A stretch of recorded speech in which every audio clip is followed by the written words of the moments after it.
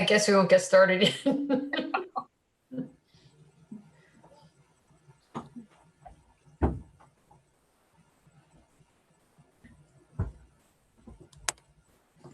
The 989 number, I thought it was another breadloaf person.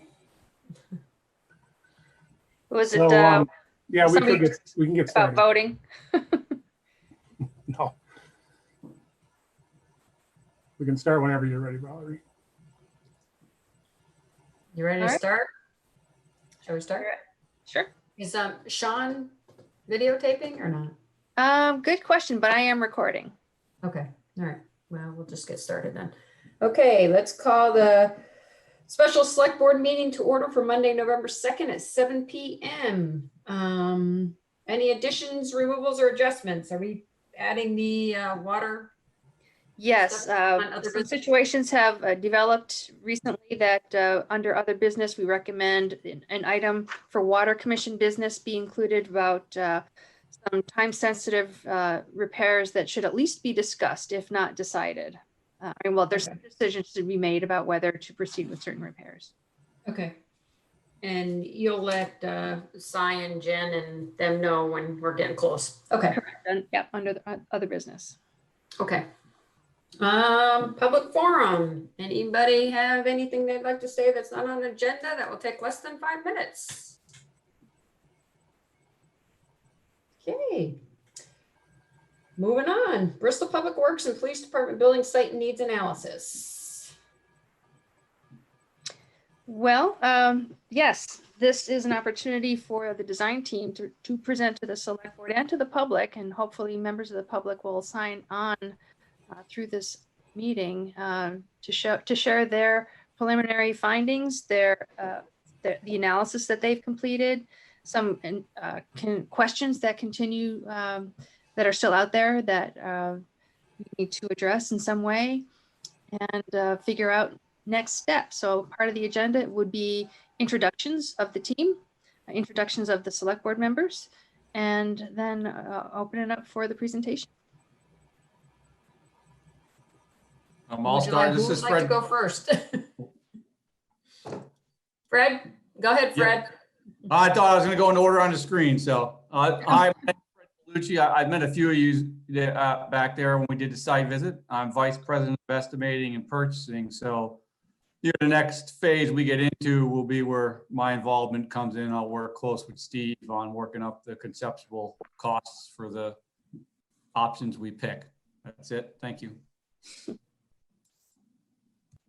Okay. So I'm Steve Rooney. I'm the project architect with Breadloaf.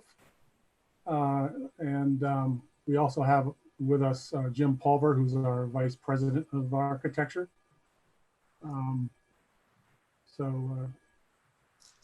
Anybody else? Okay. So that's it for your team, right, Steve? That's correct. Okay. So I'm Michelle Pearling. I'm Select Board Chair. Darla, why don't you go ahead? Well, there we go. Darla Senecal, a select board member. Eric? Joel Bouvier, select board member. Good, Ian. Ian Albinson, select board member. And then we also have with us Bruce Nason, Chief of Police, and Eric Coda, Public Works. And then we have a few community members here. Okay. Who's going to do the presentation? All right, so I'm going to share my screen.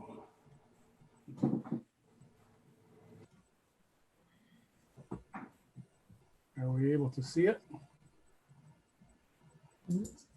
Says you're sharing your screen. There you go. All right. Well, first of all, we'd like to thank everybody for having this special meeting with us tonight.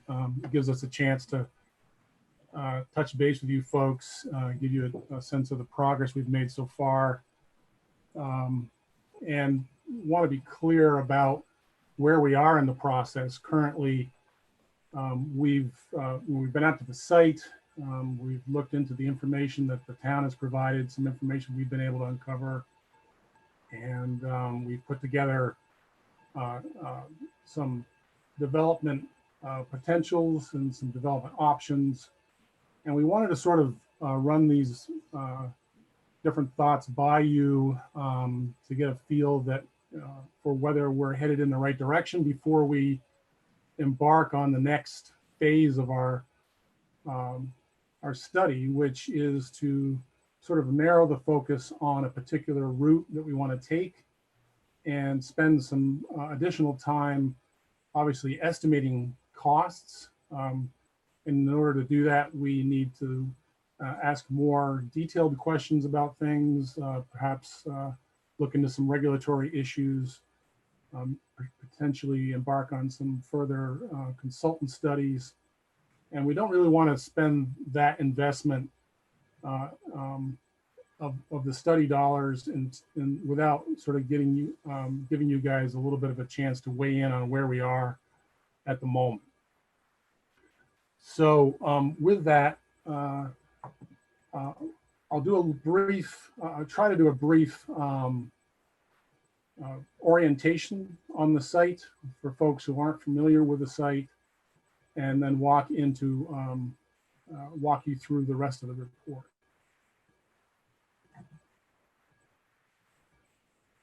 So we first start out obviously with a diagram of the existing conditions.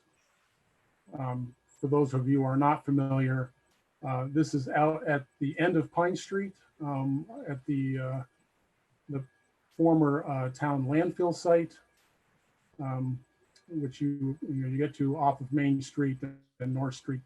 Pine Street is a dead end at that location. The nearest intersection is at Liberty Street. The parcel or parcels that are involved, both owned by the town. I'm going to go to an aerial here. There's two parcels involved. There's a northern parcel, which includes the landfill site.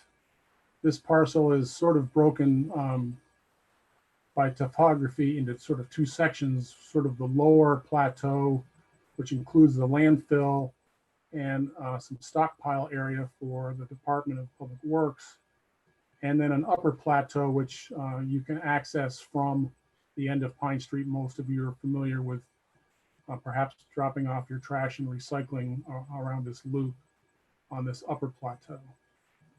Adjacent to that is another parcel owned by the town, which is an excavated pit.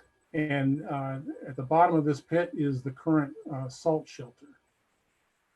The other use of this pit is for stockpiling sand and gravel and some riprap and other road materials.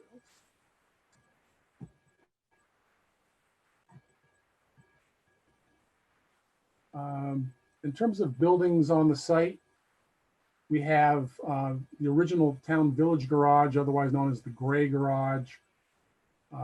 This was built in the 60s. The Green Garage built later in the 80s.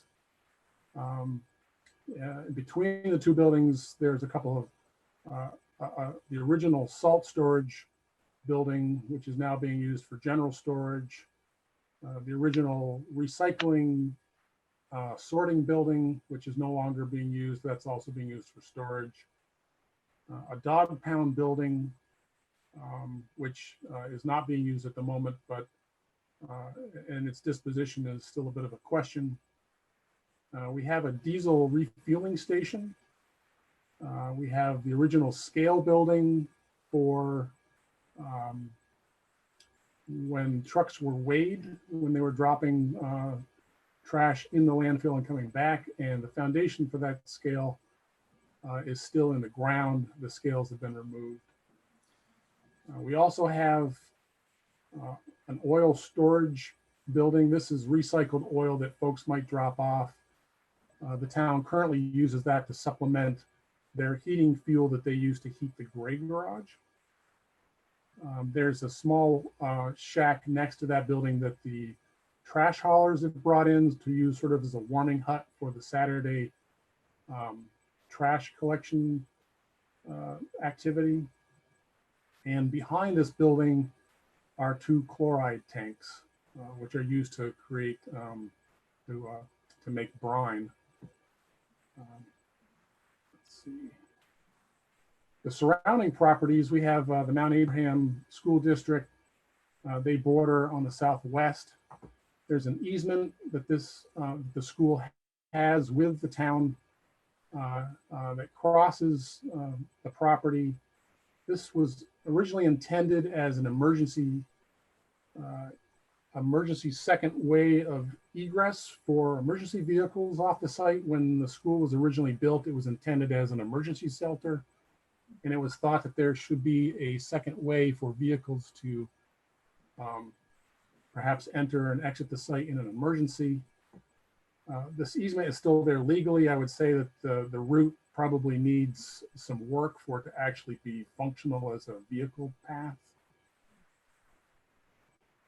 We also have a mobile home park to the south of the salt shed pit. This is operated by the Addison County Community Trust. We have a housing development on Lawson Lane abutting the property, and a private owner, the Lundy property, to the northeast.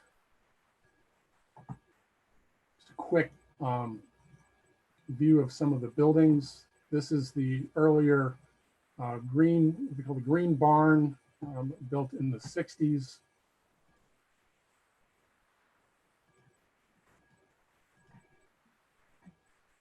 This is the gray barn built in the 80s.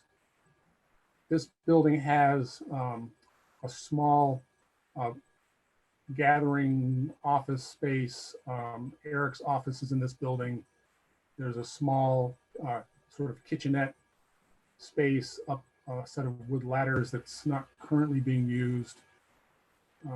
And this building houses the two larger trucks and the Kubota tractor. In the gray barn, there's a repair bay. Two of the other highway trucks are in here, along with the grader and the front loader.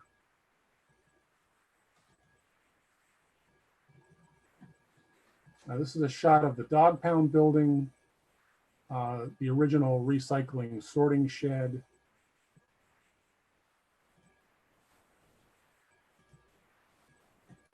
A view from the upper plateau down into the salt shed pit. You can see the stockpiles here with the sieve that's down there for breaking down the sand. The view, this is a view further into the site, back by the landfill, looking out towards Pine Street. You can see the scale building here with the current utility pole and the transformer that feeds the gray garage.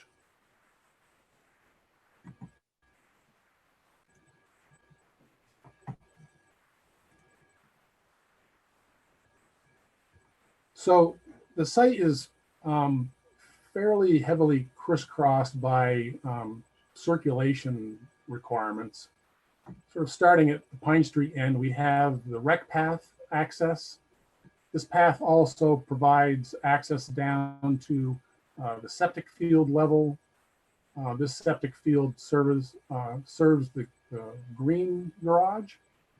The gray original building, sorry, I have this backwards, the green garage. The gray garage anecdotally has a cesspit or a dry well system that's been grandfathered back behind it. It does not have an actual treatment field. But this rec path is also used by vehicles occasionally to go down and access the monitoring wells, which are down below at the landfill level. Pine Street itself extends as a tarred surface partway across the site. And as some of you are familiar with, there's a loop that's of vehicles that is made every Saturday for dropping off trash and recycling. We're also indicating that there's a potential that emergency vehicles could make a turnaround at the end of Pine Street here. Pine Street is a dead end at this point. So we're just indicating that as a placeholder. Obviously, we have parking needs for the Department of Public Works. There's a public sand pile that folks can access to sand their driveways or sidewalks in the wintertime. So the public needs access to the sand. Obviously, the access road down to the sand pit, the salt shed pit itself. The road down to the landfill is used not only by Public Works for some stockpiles they have down there, but there's currently a planned development to put a solar farm here. And these folks will obviously need access through the site for their purposes. The path that heads over to the high school is also utilized by Public Works for their trucks to actually deliver sand to the sand stockpile and to the gravel stockpile. So there's a lot of activity and workflows crossing the site currently.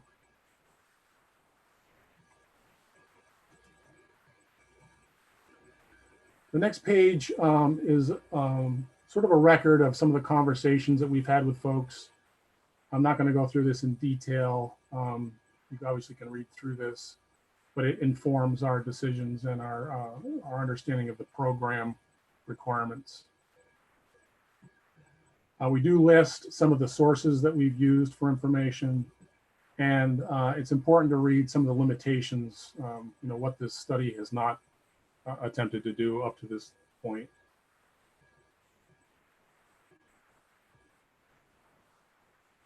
The next page has to do with sort of some of the legal restrictions on the site as far as we can understand them at the moment. Well, obviously, there's boundary lines here. There's some setbacks based upon the zoning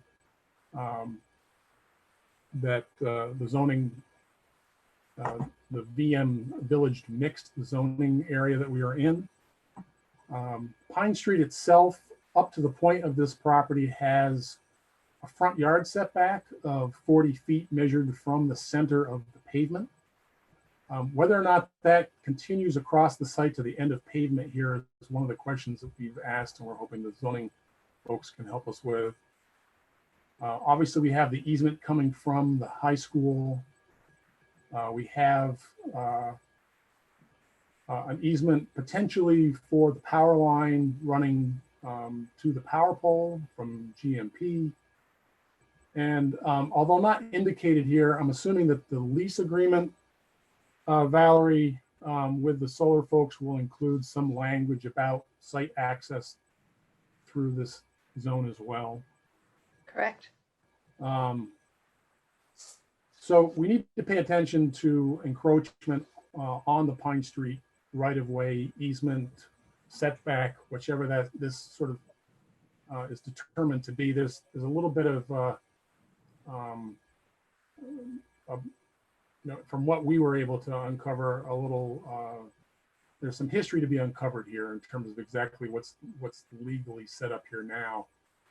In some respects, it's a bit of a moot point, only in that the town owns both parcels, and obviously the town sets the requirements for these setbacks and easements. So the town has some leeway as to how they're going to configure this in the future.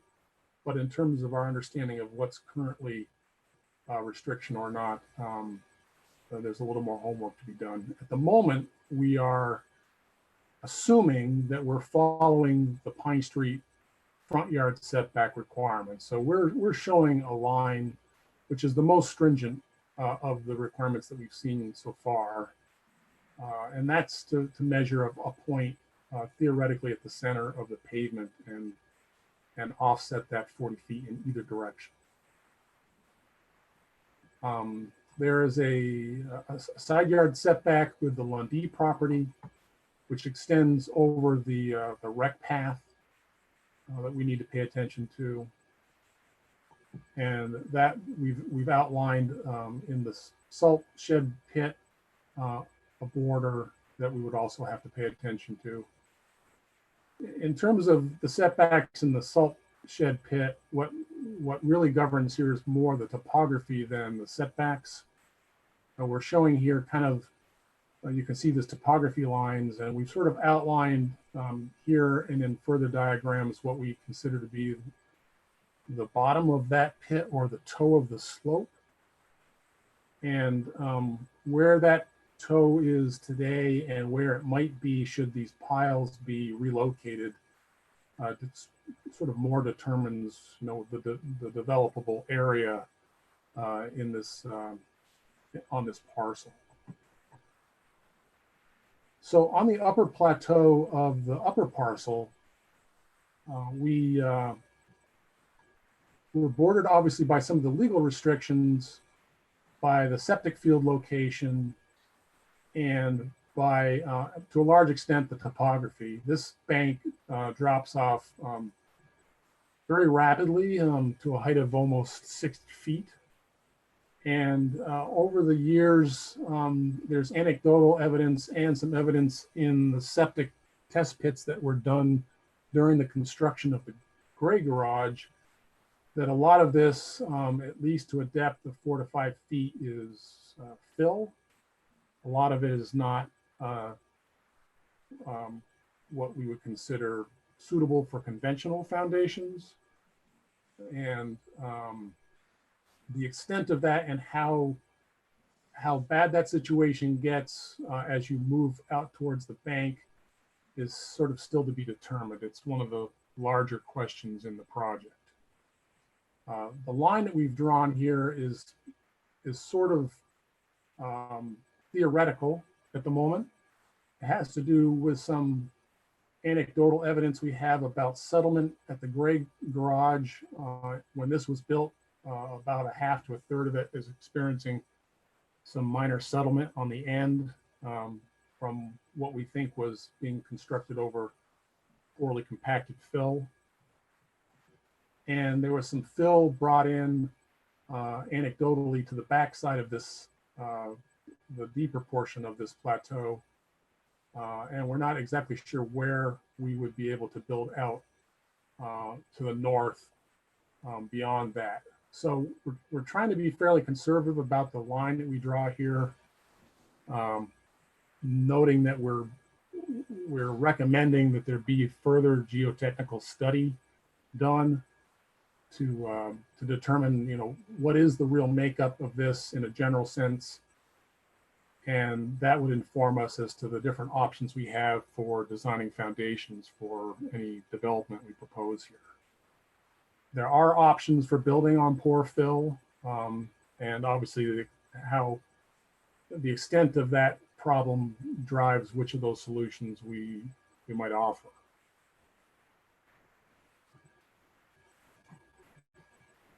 So before we dive into the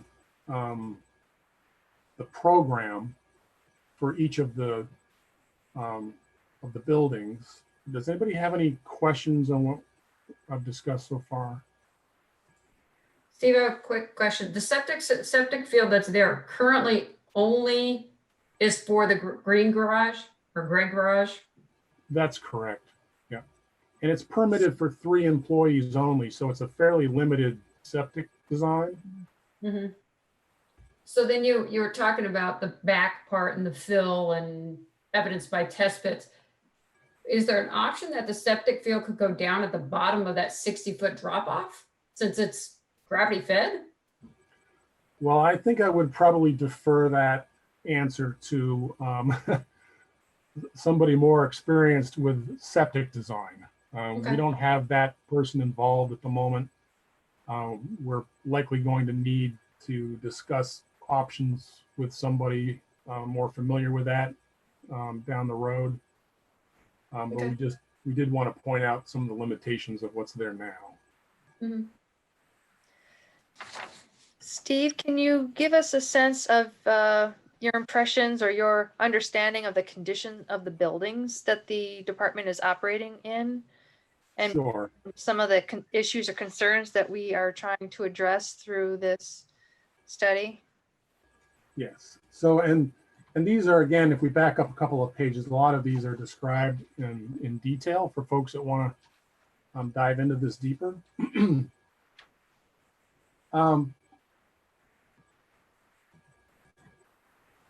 So the green barn obviously is, I would say neither structure is in danger of falling over. They're both structurally sound. They've been taken decent care of over the years. They're tired. That would be my basic short answer to that.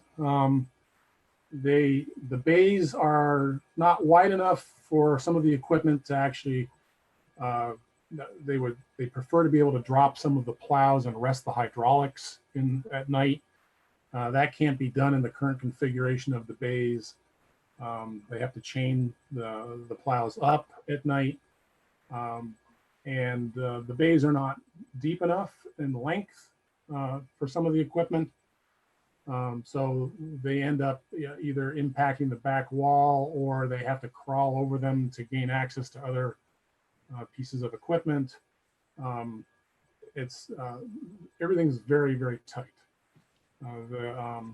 Also, in terms of trying to repair vehicles, the headroom that's available in either of these buildings doesn't allow for trucks to be put up on lifts. They do service the trucks at the far end of the green garage in a pit. And while pits are not illegal anymore, there are some OSHA requirements in terms of safety that would probably need to be executed for them to be meeting the full letter of the law. So the preference from the department is to be able to put the trucks up on lifts and to also be able to raise the beds inside the building for service and lubrication. And those activities currently can't be done in either of the garages. So the buildings are very tight. The equipment is fairly shoehorned in, and the spaces and the equipment that are in the buildings are pretty tired. Restrooms are functional, but I would say we wouldn't want to ask the public to use them. As I mentioned before, there is a break room in the front of this building. It's extremely tight and includes electrical panels and low headroom, and it's not really meant as a break space.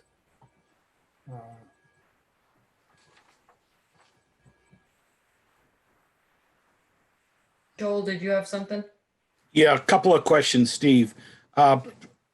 Just for clarity, on page 2 of mine here, and you had your drawings there, you had the gray barn as, that's actually the green barn. Yeah. I got them switched on one of these. Yeah, on the page 2 of mine is, you had the green barn being saying the gray. That's the one that was built. It was the old village barn that was built in the late 80s, late 80s. Oh yeah, I do have that backwards done. And then you get on to page 6 and you have them correct. And then can you go to the first slide and remember this slide that you're showing right now, where the dotted line is where I believe the property line is. And then go back a couple to almost your first presentation, and you showed the blue lines. Oh, Next one. You're the one in the middle. this one Steve, the here. parcels. No, next one. That right. one. And that shows a blue line. Whoops. No, go back to that one with the blue lines. Sorry, you had it for a second there. Yep. Yeah, that one shows a property line that goes a third of the way through we call it the green barn. The oldest, Right. The old one was built in the 60s. I take it that's not correct, that blue line. Yeah, so this image is taken from the Vermont Parcel Service website, and it's really just an overlay of the parcels on top of an orthophoto. Okay. And it's not registered very well. If you take the whole blue diagram and you shift it slightly to the southeast, it actually lines up more correctly. Okay. There is still a discrepancy along the Lundy property, even when you do that. And looking at the survey information that we have for the Lawson development, for some work that was done by surveying for the easement and for the landfill, it's pretty evident that the property line is likely along the old ditch and the old fence that's located to the east of the rec path. Which you have on page 2. That's correct. And that's what we're assuming at the moment, but we have asked the we have asked the zoning folks if they would look into the Lundy property just to make sure something's not amiss there. I think when somebody put the parcel map together, they missed which line to draw off of here. Okay, So, all right. This was helpful only in giving you the larger parcel view, but it's not really accurate in terms of the parcels themselves. This is where we really feel that property line exists. Correct. Yes. Anything And else? the Gray Barn, to give you a little history, the Gray Barn was 8-10 years ago, maybe now, Eric, 12 years ago now. They had a couple of mild winters and we had some leftover money. And when Bill Bryant was here and when we built the salt shed, and that was the year, we also poured a new floor, and because the Gray Barn or the Green Barn, this barn was just almost a dirt floor. The cement was so gone. And we had it, they took it all out, the men did with their excavator. And then we had the person who did the concrete work at the salt shed also did the. Your man is talking, Jay. Am I still on or no? Yeah, you are. Go ahead, Joel. And just to get, and then that winter, also we had the contractor who built the salt shed put a new steel roof, pulled the old tin roof off the Green Barn, the original old town barn. Yeah. And removed it and put in a bunch of blown in insulation and then put a new steel roof on it. So that, as you said, it was a little weather tight. And then they started, some of the former work crew and the crew they have now aren't a bad carpenters, could make a living at it, but they can pound a nail and cut some boards, and they put insulation on the walls, and OSB was cheap. So they tried to tighten that up, and it's gotten better. But yeah, as you know, the equipment can't get in without pulling the mirrors in just about, and can't hardly walk behind the trucks. So that's right. And like I said, there's nothing falling down. They're structurally there, and they're serviceable. They're just tired. So it's and they're insulated. The walls are insulated. The attic is insulated. This barn is heated by an oil burner that uses some of the waste oil, as I noted, from the recycling. The gray building is heated by a propane space heater out in the bays. There's no air conditioning. There's no ventilation. There's no exhaust system for the vehicles themselves. There is an exhaust for the welding operation. But in terms of conditioning, the spaces are pretty minimal. Windows, there are a few windows. I'm not sure if these are actually boarded up on this side. Yes. On our far side, I think they are. There's some glass in the doors themselves. That's also the only daylight into the Gray Barn is through the doors.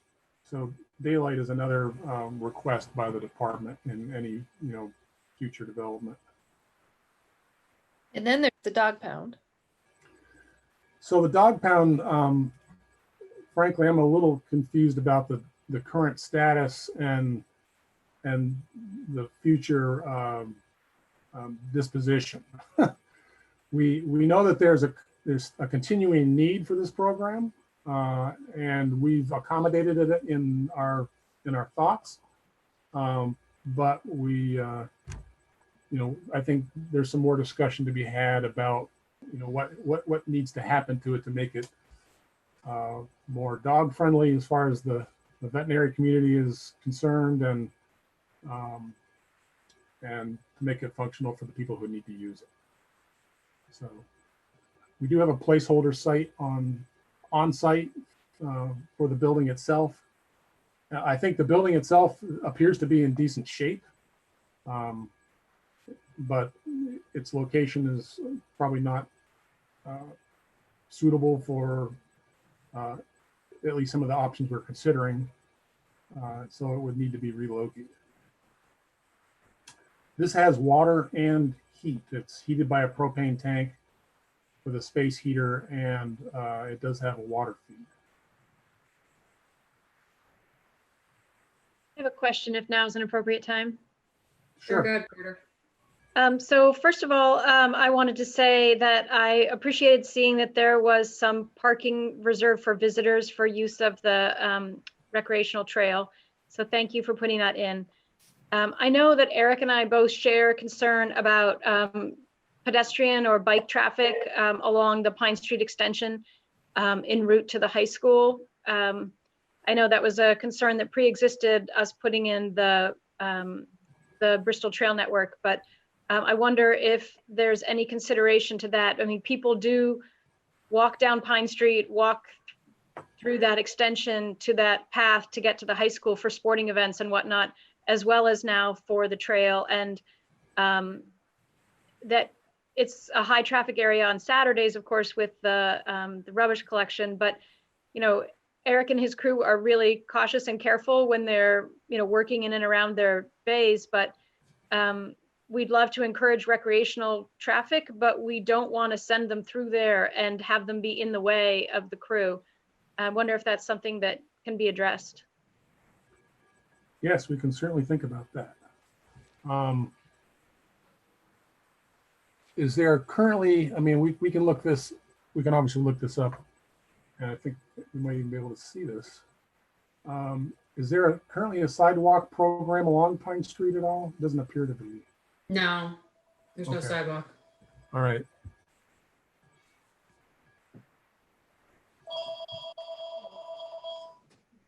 Well, we'll get into the we'll get in a minute to you know, where we're headed with some thoughts, and we can keep that in our minds as we're looking at our current proposal. Thanks. I have two other questions as well.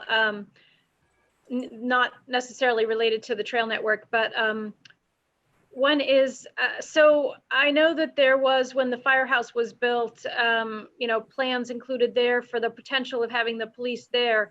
Is this just another idea as a consideration or an option, or has a decision been made? Like, I just wasn't quite sure where we were in that process of discussion.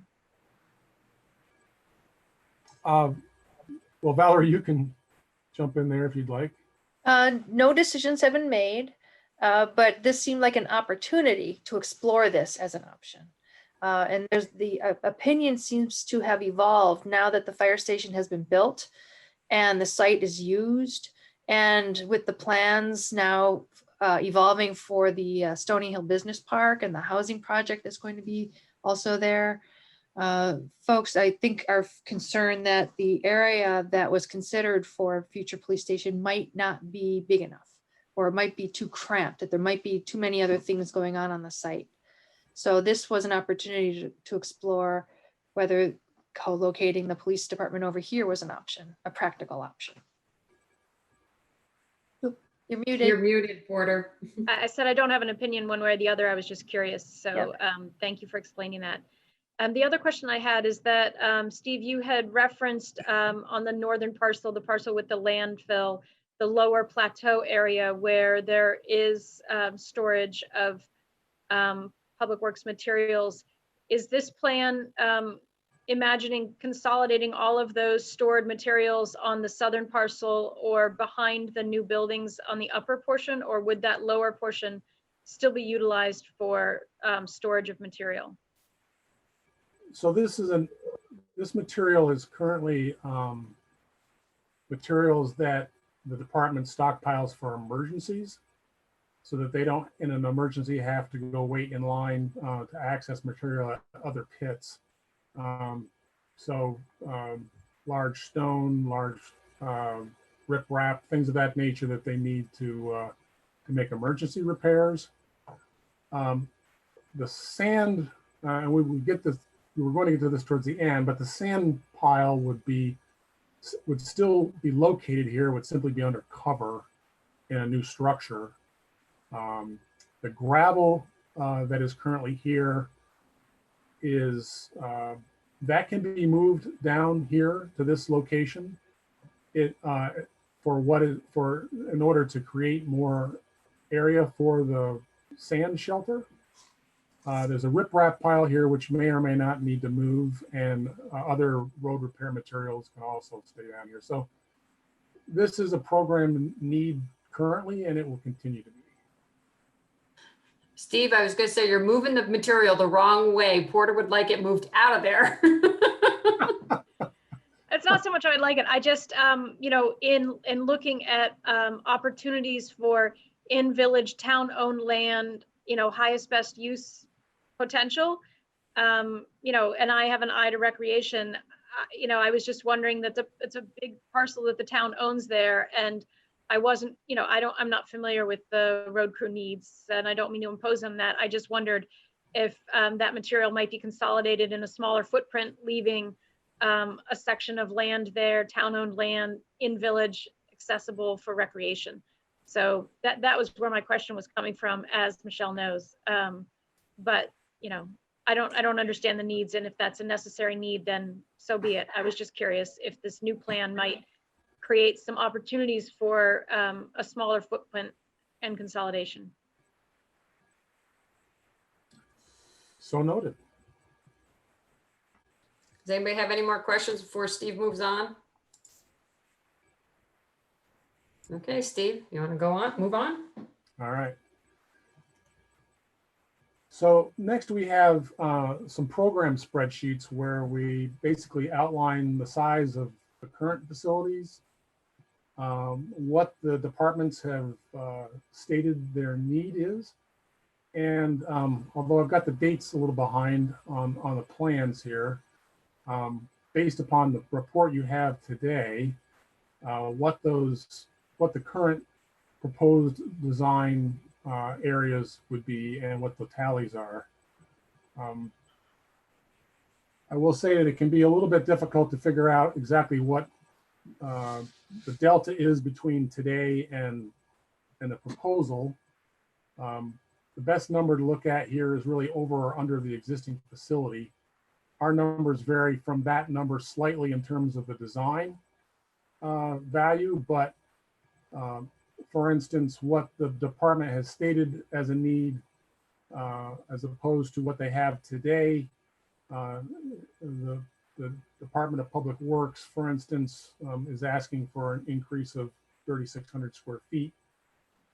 These are net numbers. There's a grossing factor in here to get to, and what we mean by net or gross is if you measure spaces wall to wall inside versus the whole perimeter outside, including wall thicknesses and circulation spaces and miscellaneous spaces that may not be in the program. That's the gross square footage, the overall outside area of the building. So these numbers here are net, and then we have gross numbers down below.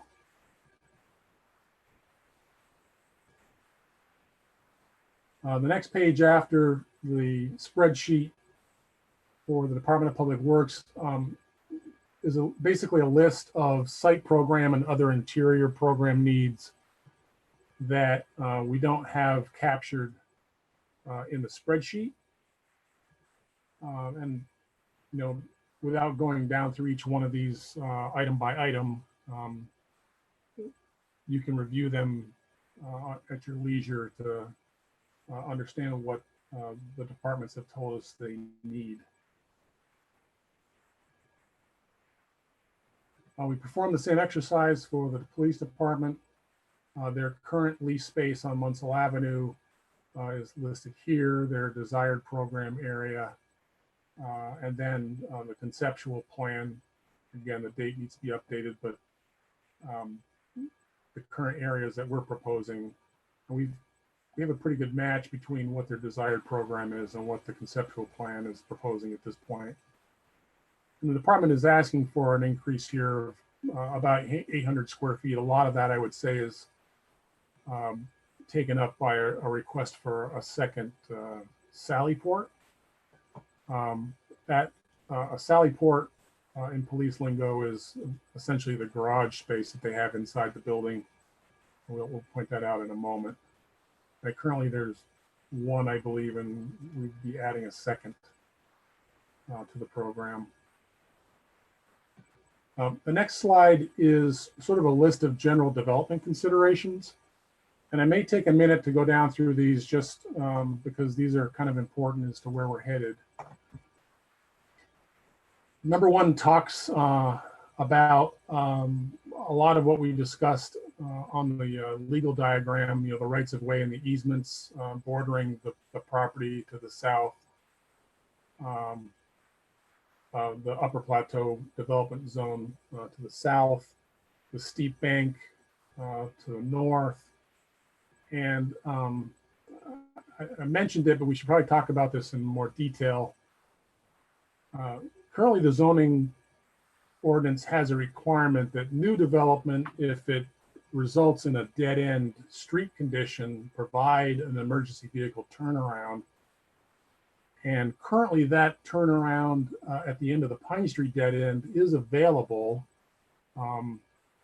And we would probably try to propose a plan, or should propose a plan, we believe, that maintains that ability. If that is continues to be a town desire and a fire department desire, we would work with both to understand just exactly what the physical manifestation of that is. Some departments have different equipment sizes and different turning needs, and they're willing to do a 3-point turn when other departments are not. So we typically like to discuss that with the departments at the time that we're further developing the site plan. And that would be something we would probably embark on, if we were given the go-ahead to move forward. The soils we talked about, and we won't talk about that again, but we do think that a full geotechnical study is warranted, before we get down to brass tacks on the final dollar numbers. We do think that locating a new police facility, if it's going to be on this site, that locating it closest to the Pine Street exit makes sense, because it would reduce some of the conflicts with DPW traffic, and also to reduce the dead end distance from the Liberty Street intersection, which is the first opportunity folks have to have a choice as to which direction they're going to take to an incident. So number 4 is important. We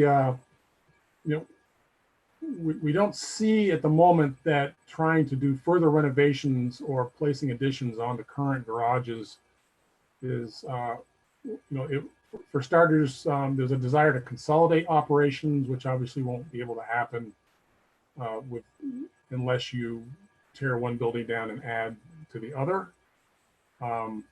If we are adding to the garage to the west, we're sort of adding to a building that currently has some historical settlement issues. That starts to raise some questions. If we add to the building to the east, we're sort of pinching the design up against the Lundy property and the rec path and the steep bank to the septic field in the back. And it requires that the police department, if it's located here, be located further into the site on the west end. Any addition or renovation to the garages likely will not fix the bay spacing issues or the height limitations inside the bays without serious structural renovations. And as soon as you embark on those sort of exercises, then we need to meet all the current snow, wind, and seismic requirements. And essentially, you're talking about a ground-up rebuild. So it's difficult to envision sort of fixing what's there, in other words. We didn't spend a lot of time trying to propose those types of solutions here. That's one thing to keep in mind when we look at the 2 options that we do propose, is whether or not there's any interest in looking more at item number 4. And actually that carries on into item number 5. So 4 and 5 kind of discuss the the issues with trying to sort of fix it in place. A quick note on the diesel refueling station. In any scenario that we propose, we'd like to try to move that so it's not adjacent to right of way or an easement for code purposes, and also just to make sure that we don't have refueling vehicles blocking traffic.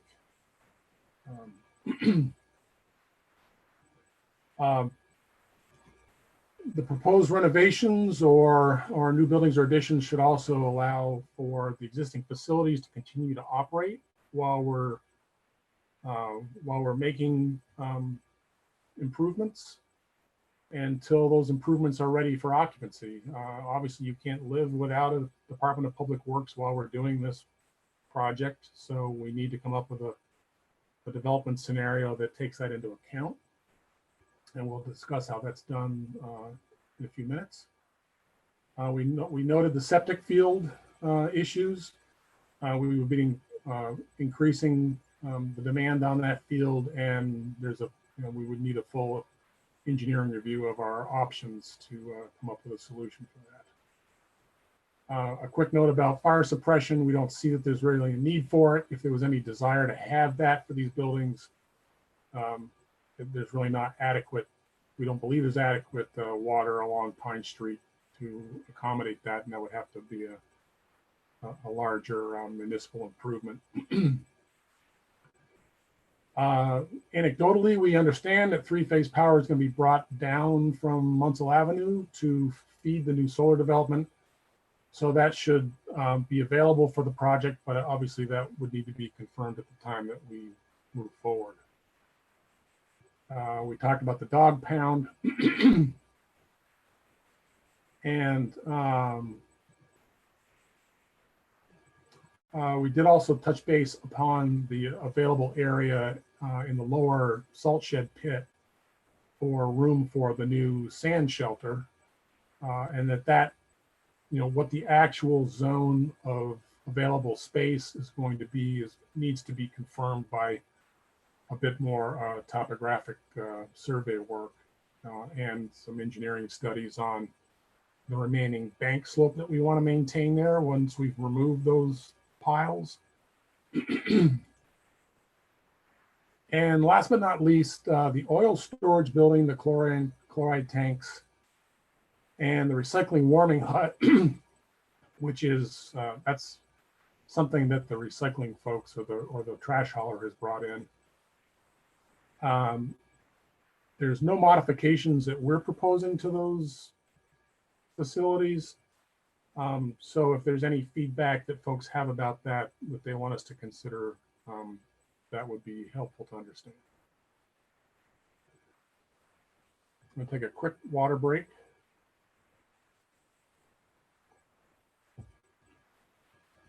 Steve, quick question on the where the salt shed is and the sand pile. Is there any consideration to putting taking more material out and putting retaining walls up, or is that not a consideration to give yourself that access? Well, at the moment, you'll see in a moment, we don't currently see a need for that. Okay. It's not that might not become an issue, but at the moment, it appears that there's space available. Okay. But as with everything that you see in the document right now, we're still at a very conceptual level. The technology for drafting tools these days allows us to produce what looks like finished drawings in fairly quick order, so people can be a little bit confused sometimes about what stage of development we're actually at. So this is very conceptual. Even the overlays that I've done of the orthophotos and the topography over the boundary lines is still a bit fuzzy. We don't have real survey, topographic and utility and boundary survey information particular to the upper plateau or to the salt shed parcel. And those would be tasks that are needed as we move forward. So what you're seeing on the screen right now and in your in the PDFs that you have is our best available information, and a lot of that still needs to be flushed out.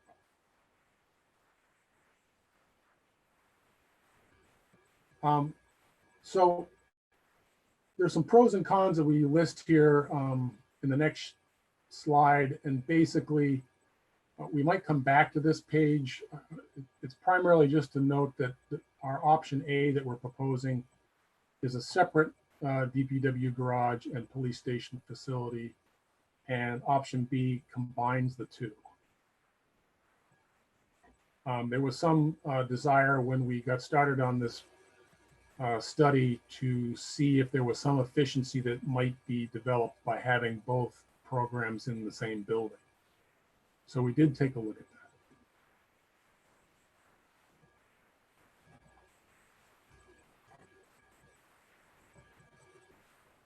So this is development plan option A. This is the two buildings provided separately.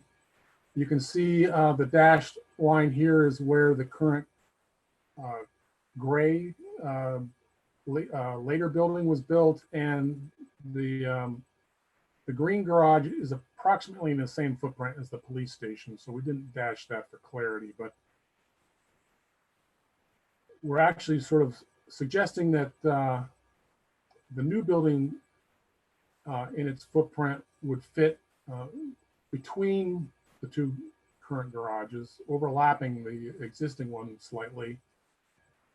And it would involve larger bays to allow easy ingress and egress, and for dropping plows, for walking around equipment, servicing equipment. We'll get into the interior program in a moment, but we just wanted to point out that the site, in terms of where the building is located, we've tried to respect a theoretical 50-foot turning radius, and obviously where the edge of the current gravel loading zone here is still a bit fuzzy. But that turning radius is what we would aspire to at the moment without further discussion with the fire department.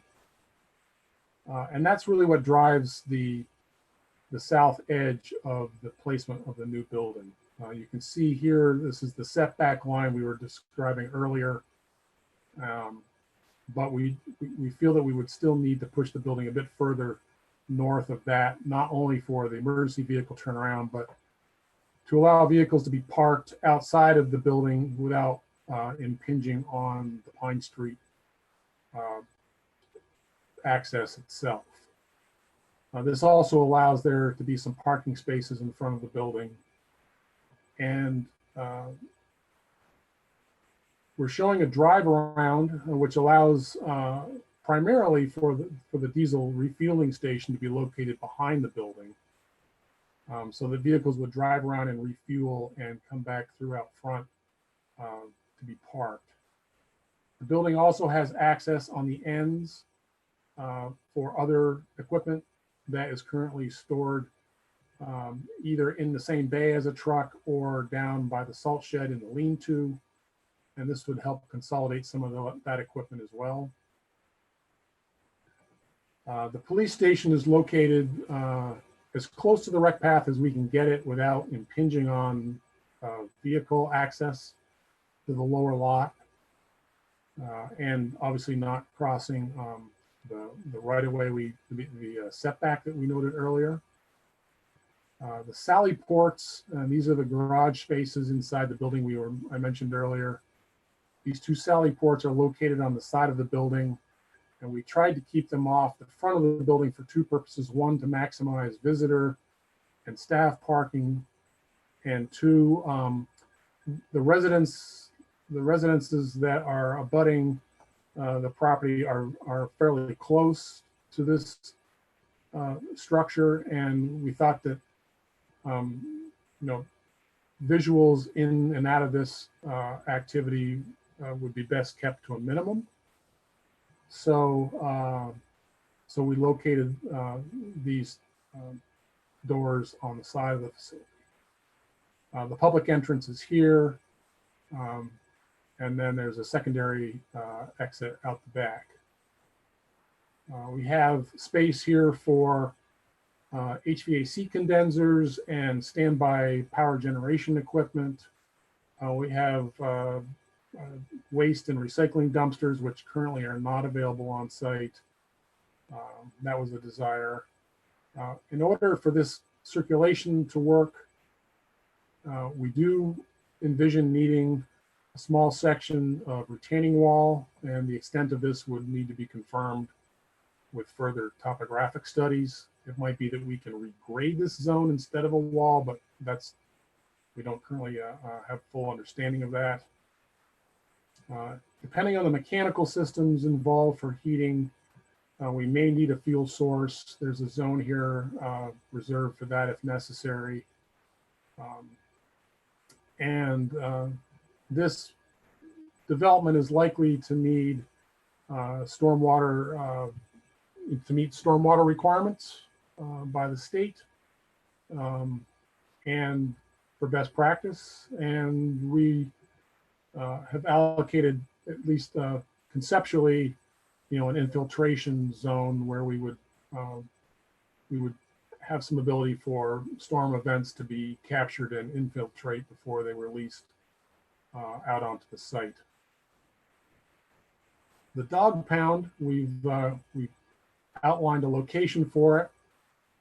This keeps it sort of out of the workflow to the center of the site. It also locates it within access for the folks that need to get to it, while still placing it as far from the residential properties as we were able to. And again, we would need to run water out here, and there would need to be a fuel source here. There's some zone out here for stockyard for there's currently some stockyard materials around the facilities, and this would allow some storage for that. One of the desires that we heard from the department was to bury the electrical service.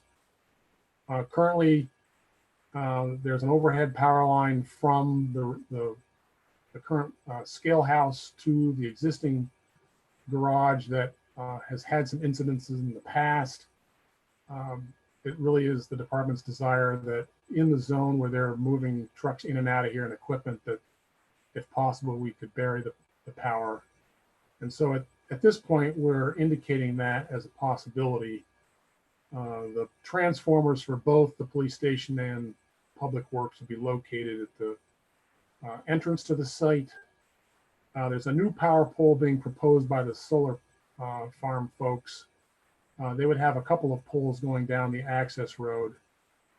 They'll be tying into the current pole in the near term, but they've agreed to run some conduit down this pole and bury it so that in the future, should we decide to bury this line, that we would not have to excavate around this pole, and we'd be able to tie into this conduit. We'd obviously need to, there's currently a 2-inch water main in Pine Street. Exactly how far out it extends, probably the department knows better than I, but we are showing it extended into the two buildings. And that pretty much covers the layout. Any questions on the overall site at the moment? Steve, just for clarification, that 2-inch water line runs to the corner of Liberty and Pine. A 6-inch Then it drops down. Excuse me? And then it drops down in size. It's a 6-inch main. It runs down Pine Street, and I believe it's a 6-inch main to that intersection with Liberty. Then it goes down Liberty. Liberty might be an 8-inch, but from there, it's a 2-inch main that runs down to the town barn and services just the one house, the old Lawson place before Lawson Lane, that older home that fed. The other 3 homes in the back of that are fed from Liberty Street. Okay. Yeah, the only record we had, Joel, was the Lawson plat noted a 2-inch line going through here. Yes, But- it's a so 2-inch that's line accurate. that comes off from that fire hydrant on the corner of Liberty and Pine. Okay. Anything else before we move on? I'm going to save my questions to the end, Steve, I've got quite a few, so. Okay. Internally, we have a wash and repair bay at the end. And a lot of the labels you see here are really just equipment placeholders. It's not that you couldn't put some of this equipment in a different bay than what's labeled here, but this is sort of the general initial layout so that we're keeping track of equipment. We have a real airlock entrance with code storage, a real office, a real break space with a full kitchen, an accessible shower and restroom, some locker space, and a couple of bunk spaces. It was noted that often the crew has to stay overnight, and sleeping in their trucks is not too comfortable. So we did accommodate that. There's currently storage of hydraulic fluids, other heating fuel, other potentially hazardous materials. So we're providing a sort of a formal hazmat room for storage of that material. A mechanical space, which would primarily house the hot water boiler, and that would feed a radiant system that would heat the slab. I should mention that a lot of this is based upon the department's review of the Starksboro project, which was just completed a couple years ago. And this is a lot of the configuration of this is based upon the bay spacing and the bay sizes and the height and the mechanical systems and layout from their discussions with the Starksboro folks. We have a separate parts room for the repair area. And then above the office space, there's the mechanical and storage space where we would have air handling equipment and the ability to store a lot of the other miscellaneous materials.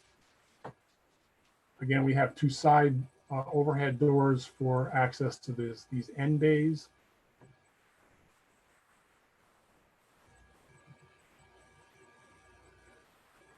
And then some preliminary elevations. At this stage, we didn't want to really propose colors or materials because we're not really at that point yet. There's further discussions to be had about both of those topics.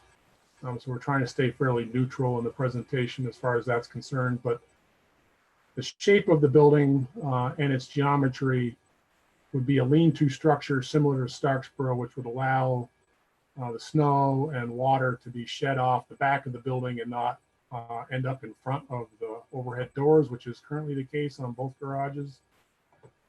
We have windows over the overhead doors, which allows a lot of daylight in, as well as windows into the staff spaces.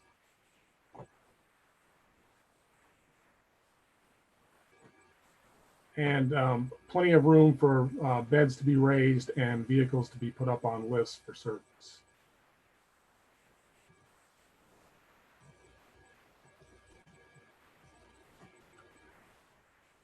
The police building is fairly straightforward. It's a low gable structure suitable for wood frame construction. It has a lobby space with a public multi-purpose room and a restroom.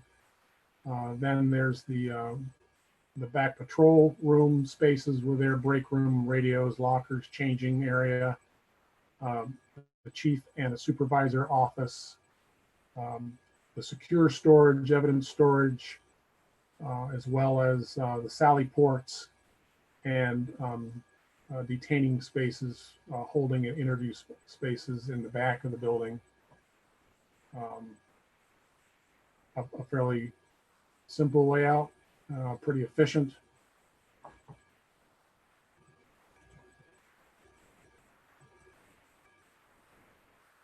And then option B essentially takes the two buildings and tries to combine them. And I would say in our analysis, which you can see back a couple of pages ahead of this, a lot of the features that we have in the separate designs are continue on in the combined design. Usually in combining two facilities into a single building, you might find more opportunity for efficiency. The two programs are different enough, not only in their use, but in their geometry, that it's difficult to find where the efficiencies lie in this exercise. There would theoretically be some savings in the foundation and structure where the two buildings adjoin, but there's enough of the envelope above the police station that you really need to build most of this outside wall anyway. In order to build this building, it would likely need to be done at a later phase. So there's going to be a temporary wall built at the end of the Public Works building from day one. When you push the two buildings together, you obviously lose some daylight opportunity here. So any rooms that you'd want to have daylight need to get pushed off to the sides of the program. We're now requiring vehicles, and that includes all of the DPW traffic, to drive completely around both buildings instead of there being a shorter route for them in the previous layout. And in terms of being able to sort of share internal functions, there's very little in terms of the two programs that, for either privacy or security reasons, were sort of seen as sort of available shared programmatic opportunity. So in essence, what we have is really two structures that want to be geometrically of a different shape and potentially of different materials, sort of simply pushed up against each other. We did go through the exercise of showing what that plan would look like from the DPW standpoint. As you can see, it pushes the break room towards the back so you can get some windows into it. And in terms of the police program, this pushes the sally ports to the rear of the building. And in order for the snow and water not to be shed in front of these doors, we have to develop a rather complex roof system with a valley to sort of push some of that, the snow and water load, away from these entrances.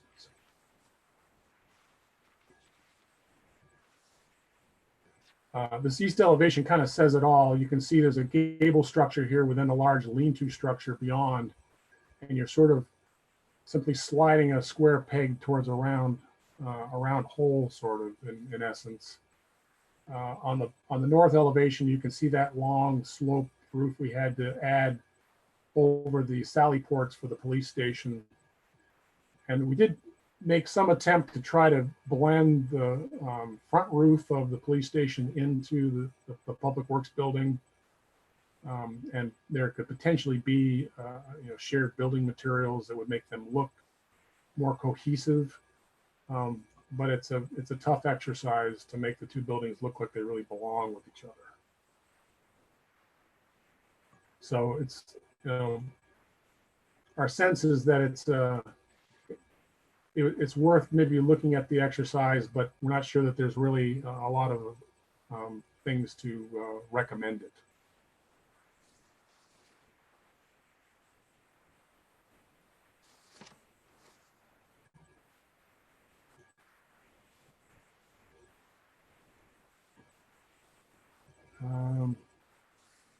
There's something that crossed my mind as we were going through this I was going to discuss, and now I can't remember what it was. Maybe it'll come back to me.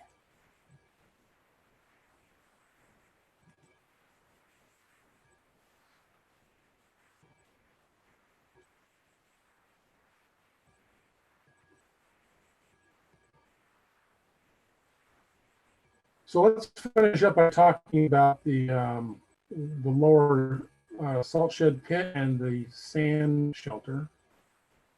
Currently, when sand is brought It obviously has some moisture from where it was originally excavated, and it's stockpiled in a quantity that allows DPW to have their entire winter requirement ready by the end of the fall. So 4,000 cubic yards of sand is brought and piled here, and it's left out in the weather for obvious reasons. There's currently no shelter for it, and that sand becomes difficult to work with in the colder periods. So the desire is to provide a fabric shelter, which I'm sure you're familiar with from driving by the one in New Haven. Starksboro also has installed one of these behind their new garage. And this allows the sand to be placed in here, not in a perfectly dry condition, but to dry over time, and obviously not to take on any additional water during the winter. We did a little bit of advanced work with the shelter manufacturer just to understand the size of the unit that we would need to purchase in order to stockpile that quantity. So this footprint we feel is fairly accurate in that regard. You can see on this diagram there's a red dashed line, and this represents kind of a theoretical toe of the slope we think might be developed once the gravel stockpile is relocated and once the sand stockpile is relocated. And this would potentially allow enough turning and maneuvering clearance for the trucks and the loaders to move in and out of the shelter. We also need to maintain access to the side of the lean-to. There's an overhead door here where the trailer is brought in and out of the structure. So we do need that space available as well. The one other thing to note about this pit is that it doesn't have a natural daylight drainage path. In other words, there's not a ravine out through here or a brook or some place for the water to escape. It simply drains by infiltration, which is not unusual in Bristol. There's a lot of the town has the same characteristics because of the gravel plateau that you're on. And that's the primary way that water leaves the site is really through the subground. Unfortunately, in the wintertime, you can get periods where the water freezes and the snow melts and it freezes, and that becomes a bit of a pond, and it turns into a little bit of a mud bath when it thaws. So we have sort of a preliminary concept to dig up and excavate an area here, bring in some better drainage material, allow for some storage compartments to be buried underground so that there's maybe a potential to pick up, some storage capacity below the subgrade to deal with some of those interim periods. And this is a concept that really needs to be tested with a civil engineer and talked about more from a technical standpoint before we make any firm proposals on that.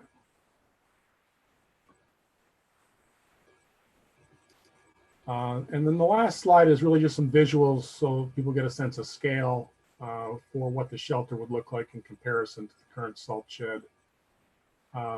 This cross section is pretty much exactly what Starksboro has at their current facility. And the building is about 6 feet longer than Starksboro's. It's the same width, but about 6 feet longer than what Starksboro currently has.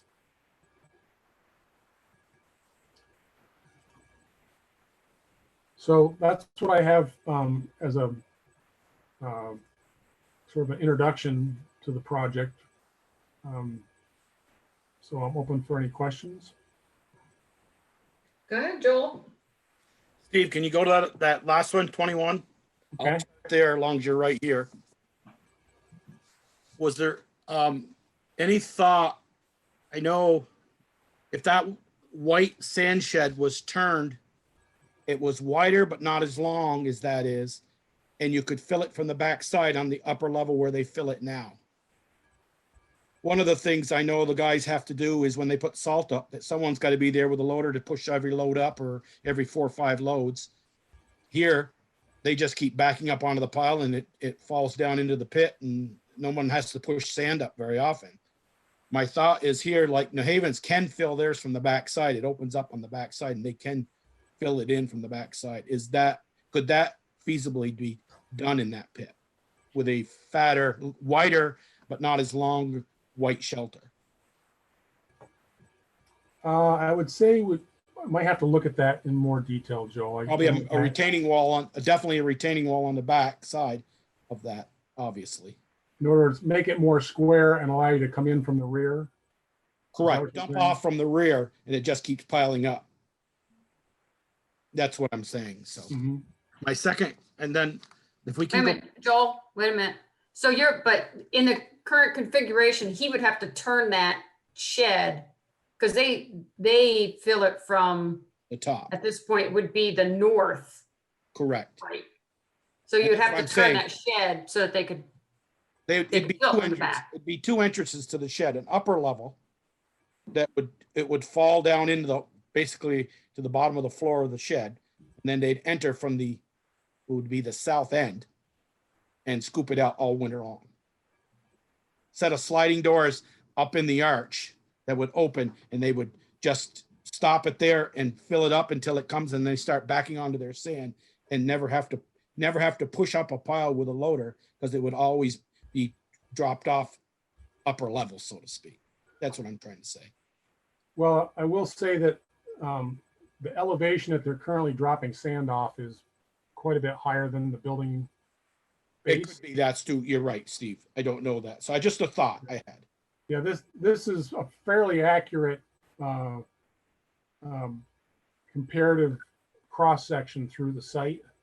Okay. So they're currently up here pushing sand off up at this level, and there's a good 25-foot drop to where the floor of this building is To up there on the proposed to white be where they now. back in.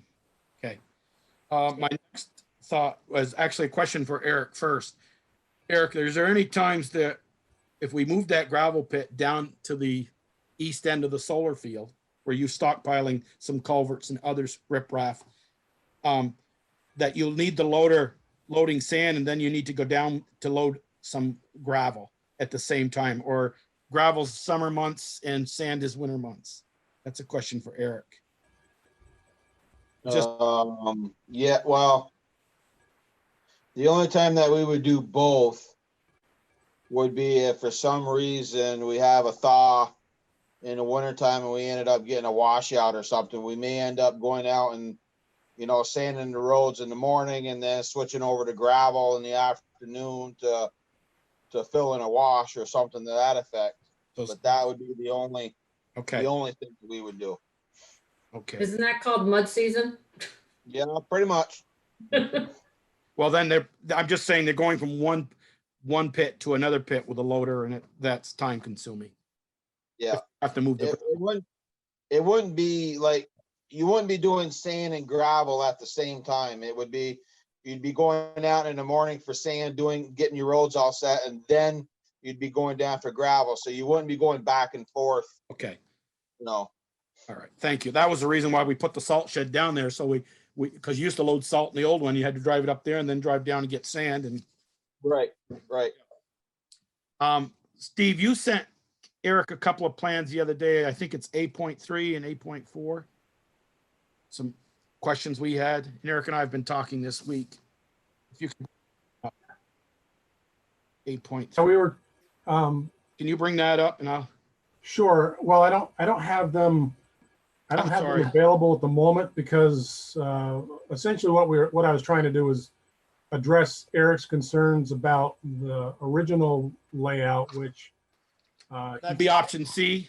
That'd be option C then. No, the original option A Can you know, the very original option A was not, Eric felt that it wasn't quite deep enough and he was Right. hoping to have more storage along the back. Okay, if you could bring that up then. Yeah, I'm not sure I have access to that at the moment. You did have it in one of your slides here. Uh, Probably should have asked my questions then when you were going by them. well, no, let me be clear, Joe. We started out with Eric with an option A, and we asked for some comments from him to be sure that we had this plan basically the way he wanted it before we came to you folks. Okay.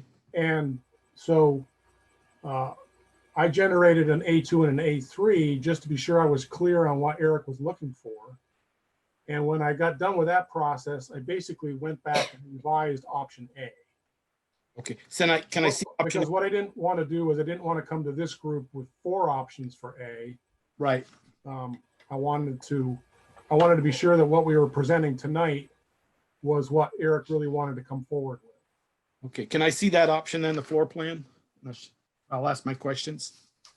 Well, unfortunately, I don't have that You available. were on it.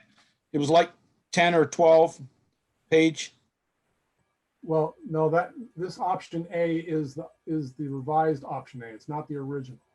No, I will. Okay. I'm just going to ask my questions. I want to see a floor plan. Okay. Okay. That So was this is the option A that Eric settled on. okay. The John Deere excavator pickup area there. I asked Eric to get us a measurement when that John Deere tractor with the side mower, as ditch mower is on there. Is that a 10 or a 12-foot door going to be wide enough? And he thought that would be really close. So that's a question I have. Okay. First of all, Eric, did we get that measurement and was that going to fit in there? Fit in back? No, I didn't have time to get that today. We were working on the Mac. Okay, not a problem. No I problem. didn't have time to get that. So, and then my one of my questions is the first page, which shows the building with us slanting towards the north. What if we put this building in a mirror, with the exception of we put it and we drive around the back and we come in from the back, and then it slants towards the south, and then you have that whole roof for solar panels, and with solar almost heat and electrical that whole building. My question. So if that was in a mirror, with the exception of have the entrance to the garage still, the walk-in entrance still the same, don't switch that to the back, leave that to the front. I'd like to see what that would look like and see if do a kind of a study on it would enough solar panels on that size roof, how much kilowatts we would generate versus how much we're using now. And that's probably going to be a Valerie kilowatt question and a Jen question. So we did do a previous layout as you described. It actually had a flat roof. Yeah. And the entrances were from the north. Yeah. But that was before we confirmed with Eric that the building needed to be deeper. Right. And that the back storage and entrance, what we were calling at that point the lean-to, needed to extend further across the building. Once that was done, I looked at the flipped scheme, and it's really difficult to, without pushing this drive further down the bank, it's very difficult to hold the front of the building with the emergency turning access on this side. I get my point. Without Okay. and make the turning radius into the doors. The problem here is it's Saturday morning during a snowstorm, and you got traffic lined up for the recycling and landfill area, and they're trying to come in, back in to change blades or do something. And I thought if they could drive around and come in from the back, that would be all, and have your 40 feet setback from the center of Pine Street at the edge of the back of the building. Then you wouldn't have to worry about the traffic lining up and trying to get into your doors. You could come in from the back And then you have that slanted roof for all 4 solar panels, which could be a good selling point that we could. No, that's agreed. There's another benefit to actually entering from the north, and that's that you actually have the building, and the reason why we originally proposed that was that it put a sound wall between the trucks backing out of the bays and the residential properties. So, You wouldn't hear it. Currently, I understand there's a little bit of an issue with that. Yeah, they And back out towards those 4 houses right there, and backing out towards the north, there's no houses there, with except Lundy's down in the hill. right, obliquely, there's the Lundys are still affected, but for the most part, the closer residences, you have effectively have a sound wall between the truck traffic Right. And the residences. It was really just simply a matter of having enough room to make the maneuver, a full 180-degree turn around the back of the site to get into these bays takes up a fair amount of room. And it may be that with further, confirmation of exactly how much turning radius we need and the disposition of the soils back here, how far we can actually push this design without incurring a lot of additional cost. Well, that's my last question. Yeah. My last question is, and I don't want to say negative to this, but I don't support a police department over here, a police station. I want a new police station down near the fire station somewhere, maybe not behind the fire station, but somewhere over in that the board thought about a few years ago. If we're going to build close to $1 million fire station, I don't want to cramp the public works and put part of our building on some unsettled soil that we know is on the gray building, because the police department is taking up the first part of the building's site envelope. And I'd like to see that a set of drawings with, if we said, you know what, someone gave us 2 acres of land on West Street where Thad's is, or where somewhere is over there, and they gave us it to us, and we could build over there, and we wouldn't even think about over on Pine Street in a dead end street residential. I'd like to see it more visible to the public, a police station. And then the public work seems to be driven by, the building seems to be driven by where the police station started. That's certainly an effect of what's going on here. I would agree. So, and I'm not sure I want to put $1.5 million into a public works building that could be possibly on unsettled soil. Well, first of all, I would hope we'd figure that out before we put a building Yes, there. Michelle. My second question is your option about flipping it and driving in from the north. Wouldn't you be concerned about then all the snow falling into the traveled portion on Pine Street? It's often so that's why in the flip design that we were looking at originally, we proposed a flat roof.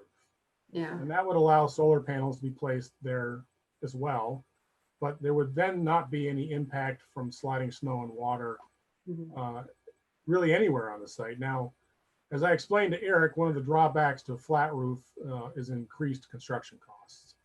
With a lean-to structure, one wall is shorter than the other. With a flat roof, you're building all walls the same height. You're not allowed to take any reduction in the snow load. For a sloped roof, the engineer has to accommodate all the snow and potential ponding on a flat roof, so the structure becomes a little bit heavier. You have to pay for internal storm drains. So there's increased capital costs with a flat roof, but that would alleviate the issue with dumping all the snow and water, onto the Pine Street side of the property. When you say Pine Street, you're in the setback. The setback or the right of way, yes. Yes, Right. Not in the road.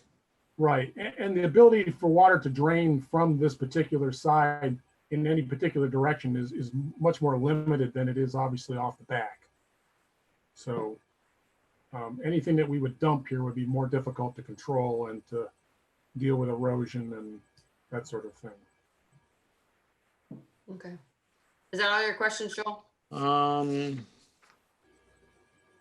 the police station, maybe more of a question for Bruce. Why only one interview room?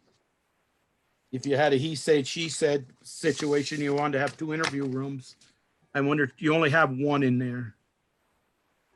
1 interview room. That interview room is more of a, if you were interviewing a suspect. You have other rooms if you need to have witnesses separated. Right, but where would you, I mean, if you're, you might have 3 witnesses and don't want to, I remember seeing an old set of plans that we had for a place over on West Street we were going to possibly build, and they had 2 interview rooms. I'm just wondering why it was cut back to 1. So The room for the, let me see what it's labeled here. The multi-purpose room would be used as an interview room as well. And if you needed a 3rd, you could use one of the offices. oh, okay, all right. Okay, and I think that's about all I had for now. I just want to make sure with the equipment that's backed in on that side thing, and I liked where you, an option A3 here that I got a print of, and the rest, Eric and I do, that you sent Eric. One of the mechanical rooms you had bigger than the, in A2 than you did A3, and it said the same amount of, it was for radiant heat boiler only for slab and other mechanical on the mezzanine. I was wondering why the mechanical room almost doubled in size. I think at that point, I was simply trying to make sure that I had the perimeter the way he wanted it. I'm not sure I was paying that much attention to that interior space. And I realized you said we can move things around. And I was wondering, the hazmat area is where the gas cans are going to go and such a things of that nature, paint and chainsaws and things. Would we want that? Would you want the parts room in the mechanical room to switch so they're not so-called fumes or anything else close by? Well, I will say, Joel, that what we'd likely be doing with both the police plan and with the DPW plan, if we were to move forward with one of these designs, is to sit down and actually do a more detailed plan. Okay. Yep. You know, I have some suggestions for Eric about exactly where this wash bay may want to go, so that he has a real repair space that's connected to a, you know, ventilated welding area. There's a lot more detail that can go into both of these plans. Mm-hmm. But at this point, we wanted to make sure that we were headed conceptually in the big picture, you know, in a direction that you want to look at. You know, for instance, if it's really the select board's view that, you know, the police station looks like it might fit, but really it's not a great idea, then, you know, maybe we don't want to head down the road of, you know, developing a full cost estimate for both of those buildings on this site. That's really more of the kind of feedback we're looking for right now than whether we swap the rooms inside the space. Yeah. All right. I certainly appreciate the scrutiny and the feedback, and we'll need much more of that down the road. So. Okay. Are you good, Joel? Yep. Anybody else have any questions?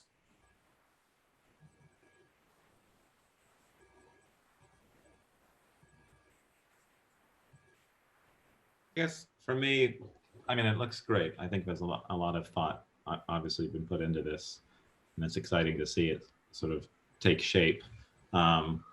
Like Joel, I like the idea of solar. You know, I know that the town has an agreement with the Route 116 solar field, and that essentially zeroes out or close to zeros a lot of the town accounts. And so we don't want to get a system in there that is obviously creating too much energy for us to actually use if we're already being assisted by that solar field. But I feel like the town will always we'll be using more electricity as we go forward in time. So solar, you know, would be definitely something interesting, especially because of these giant roofs. And I guess the other question I had, and this is more sort of energy related. So it's what's the heating system that you're proposing, or at least conceptually? It seems like you talked about in-floor heating, and is that a propane system? What is that? Well, we have not exactly decided anything in that front so far, but there's certainly heat pump opportunities for Okay. hot water for both the radiant and for air conditioning, and that applies to both buildings potentially. So, you know, we'd obviously, if it's possible to avoid fossil fuels, that's the direction we would probably propose to head first. Okay. Have you done any work with geothermal systems in terms of ground source? I'm familiar with them. I've not executed a project with that system. There are others in my office that have more experience with that. Okay.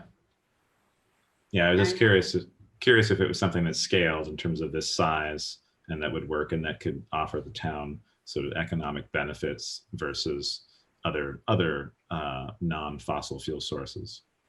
Right. Yeah, I know those are fairly expensive to put in. So Oh, yeah. the cost analysis of how long we would to pay that off.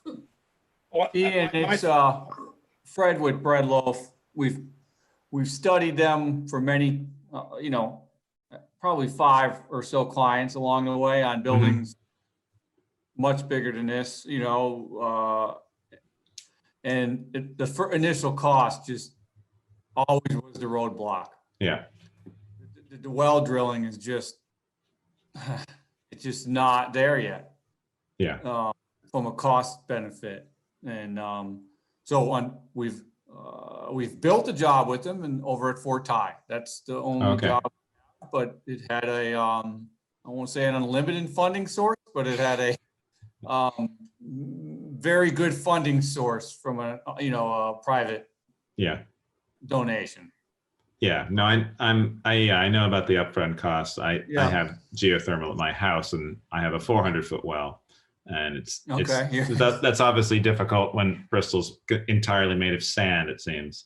So that really adds to the cost. But I was curious. I know that Mount Abe, at one point they were sort of considering, like, would geothermal be one? And I know that geothermal was used, and I think it was up in Burlington in one of the school systems.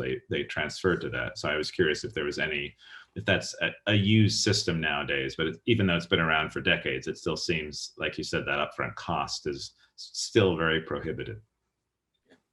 Ian, remember why I said solar for here was our solar field that we are part of in Route 116 South. We don't get any electricity for depreciation or rebate for this building. We didn't put this one said didn't use enough electricity. The 2 buildings didn't. Right. So here, if we put them together and combine our kilowatt, what we're using now, we can look that up fairly soon.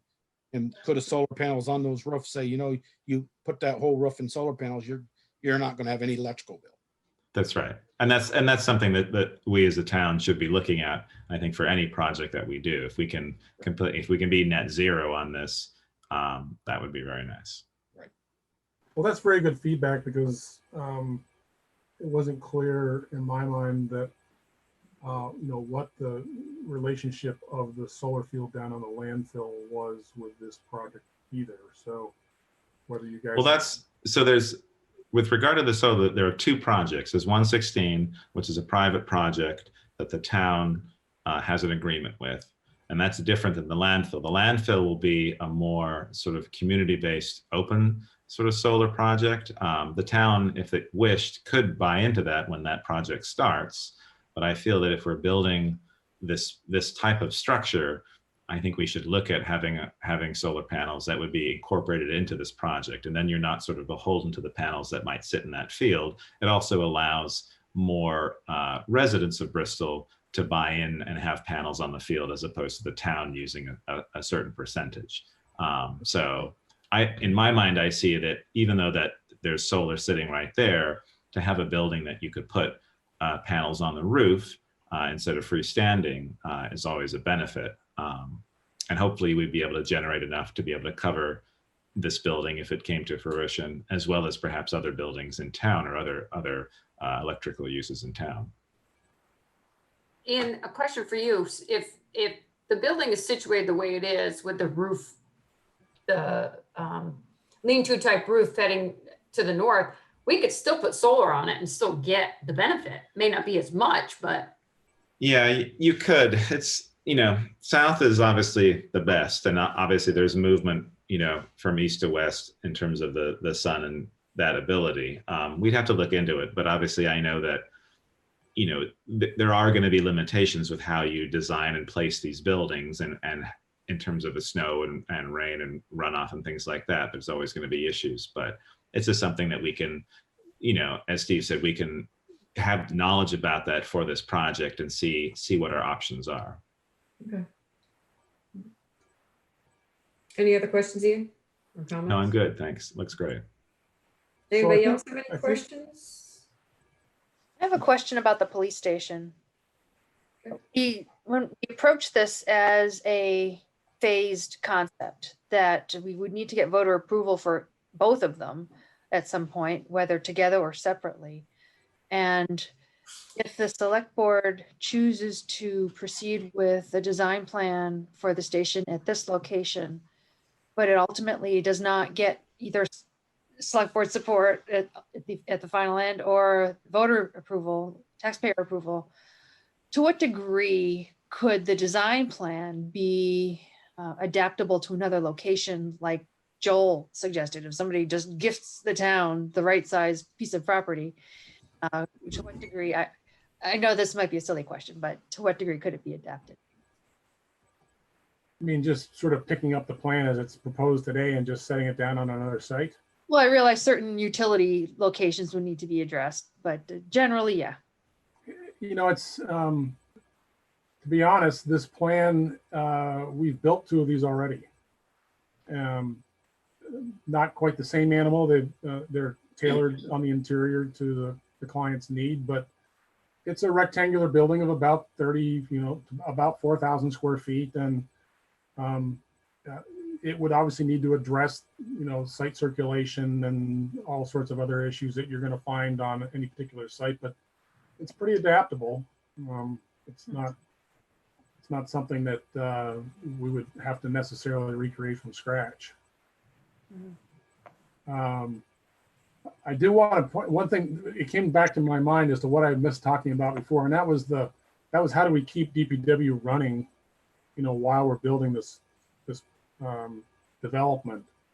And I just wanted to walk through that really quickly. And this really doesn't necessarily change even if the police station isn't built here. And that would be that there's a red line shown in the plan here. We would actually build a portion of the garage first up to a particular grid line, put a temporary wall across the end. We would then move the green or the gray, I'm getting mixed up again, the later garage into the new structure that was completed. That would allow us to demolish the existing garage, complete the garage, move the earlier garage program into the newer building, and then demolish the older structure. That does sort of place the building here almost regardless of whether or not the police station is here or not, just because we obviously don't want to tear down this building before we're done here. But if the police station wasn't here, it may be that we could swap that process. We could maybe phase the building and demolish this first and put it in, and then, you know, vice versa. So there might be some way to shuffle the building over to the east to make better use of the site if the police station wasn't here. But I think in any event, there is a path to developing the project without leaving DPW sort of without a home for the construction duration. Go ahead, Joel. Steve, I was thinking that same thing. If the concept was that the police station was gifted a piece of land on West Street and we moved over there, and then you started where the break room of the new DPW building starts at the corner of where the police station that you got on your map here, and they could work out of the gray building.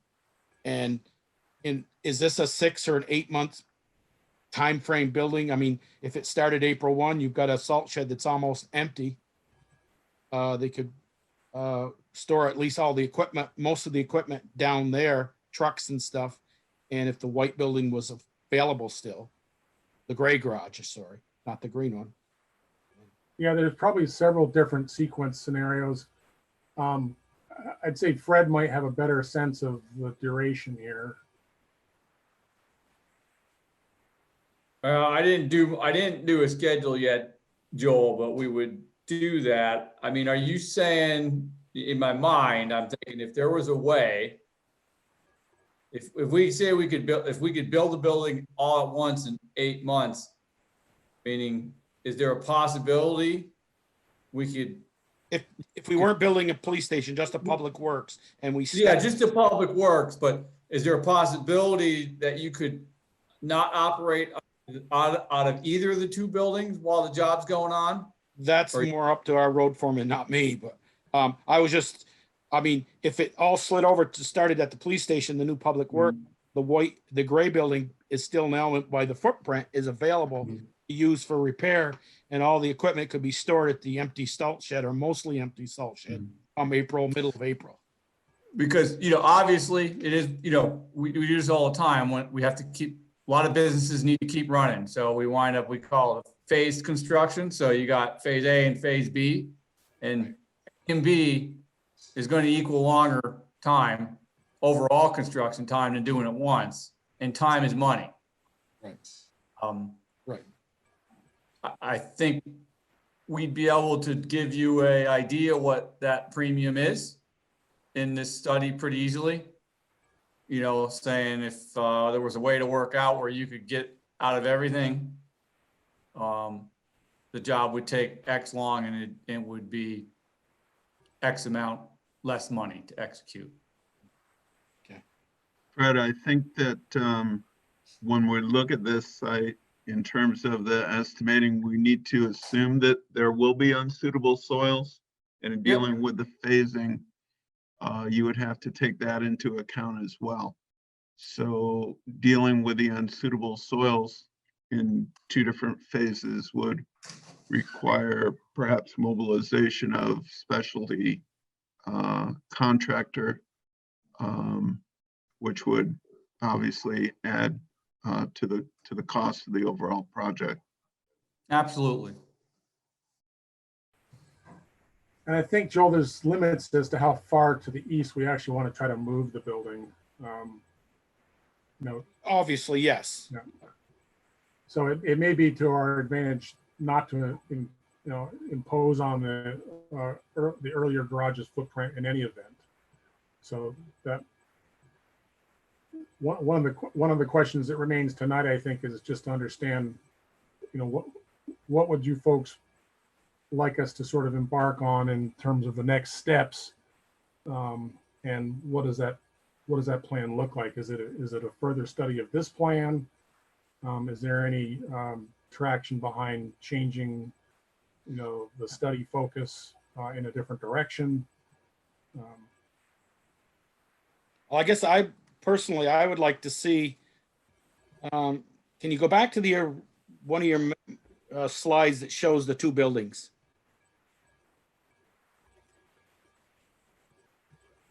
Okay, that area where it says, that area there between the green garage, it should say gray there, and the old storage dog pound area. Wouldn't you, that's about where well, obviously you can't drill underneath the garage, but we know the soil is at best terrible there, because the garage is settling. Wouldn't we do some test pits in that area to find out, okay, we may not have suitable soils 20 feet off that garage towards the dog pound already. So won't that be the driving force on how far the new DPW building has to go towards the property line to the east, to the rec path? Did we find? Yeah, I think even in the earlier septic. Right in there where you. Even in this line through here, there was actually test pits done sort of in this zone. Yep. And there was questionable soils found almost in all of these pits. Right about where you had your hand there, right about in there. Wouldn't we want it from there to about where it says storage in that area, do some test pulls? And wouldn't that kind of be the so-called starting point? You finally find some good soils and then you start going to the east with the barn? Or no, am I dead wrong there? No, it's, I think we'd almost want to know across a whole portion of the site, you know, a whole cross section of the site, what we were looking at. Right. In order just to come up with a starting point or an ending point. And that cross section there might be a few lines of that. And we really want to talk to a couple of folks about what their suggestions would be, you know, to best utilize, you know, the study dollars and to give you the kind of information that you could feel more comfortable with. So, you know, I'd hate to sort of try to make a firm statement about that right now. I know that there was some anecdotal evidence about just coming across with a water line to this building that they hit some mattresses and stuff. So it's, you know, there's questions across the board. Steve, let me ask this question. If the soils are not appropriate, then what direction do we need to take? Because I mean, does it make sense to say, okay, let's move forward with this if we find out, okay, the soils aren't appropriate and we're going to have to soak a ton of money to get them appropriate? Well, that's a very good point. You know, it may be that we want to spend a little upfront money on that exercise, you know, before we dive too far down the road here. So, I mean, Michelle makes a great point there. If you come up and said, you know what, you really haven't got great soils for anything here. Number one, what do we do to compensate that if we could build on site?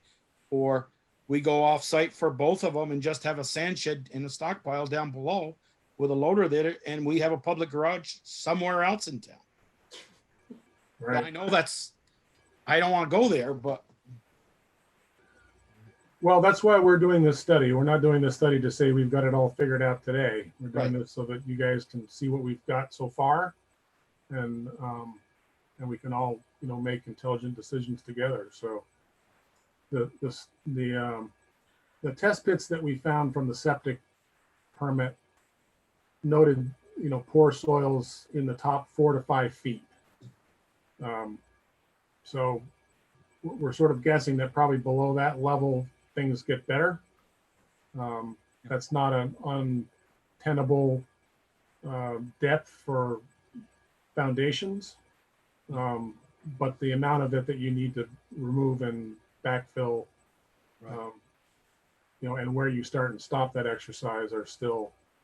I mean, there could be a possible reason they put the gray barn right there on that corner. Right. I mean, obviously, give you a little history where the salt shed is now and down that lower, that wasn't only owned by the town of Bristol until they bought that around the 80s. Okay. Mid 80s, they bought that from Lawrence Buska, that pit. Yeah, I realize that the salt shed pit was a separate purchase. Correct. Right. And I know that the upper plateau used to be divided between the village and the town, and then they were merged. Right. So what does the select board think? And we also have the dog pound issue to resolve, or at least consider, but I do want to do a time check. It is 9 o'clock. If we want Jen to participate in the discussion on the water repair issues, she's got a long day tomorrow. So just want. I think. Oops, sorry. I'm saying I think we could let Steve and them go and just maybe have them give us some cost estimates on what it was going to do some borings. Is that where we want to look at first? Find out what our soil is before we build on. Joel, Yes. or I'm sorry, Michelle, would it be possible, you know, you talked about doing test pits. Would it be possible to actually do test pits with the town excavator?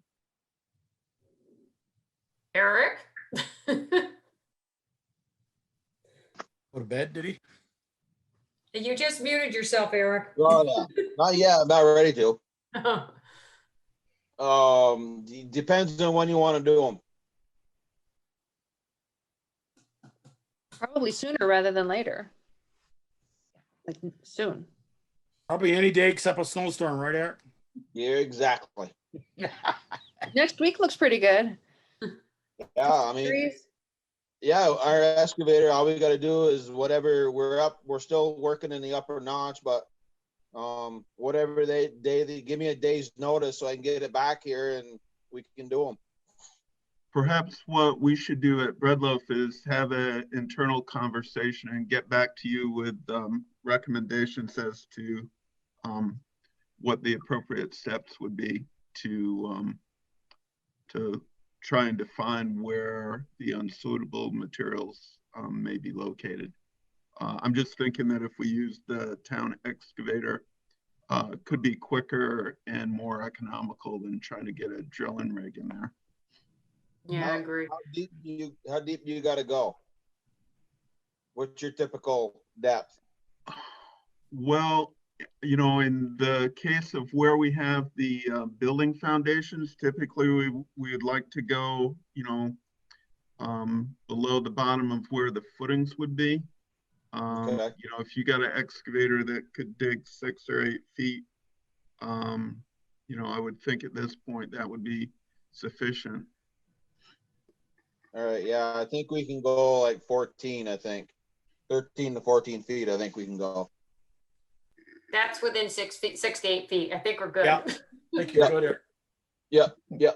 So we should be good. Yeah, just need it. You muted yourself, Eric.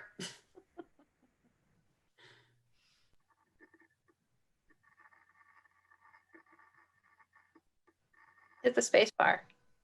You know, and without getting a drilling rig in, we might also be able to find, you know, another local excavator whose schedule might be a little less, you know, would tie the town up a little less.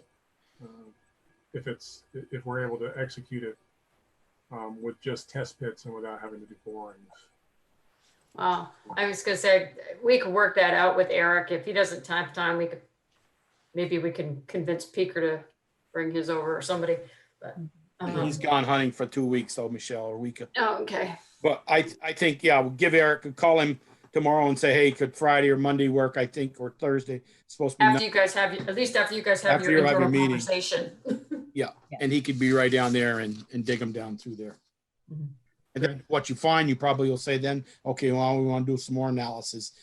Then you may have to bore, but at least you'll I get. mean, and then I think the select board needs to have a bigger discussion about the dog pound and whether the police is gonna go there with the public works or not. Correct.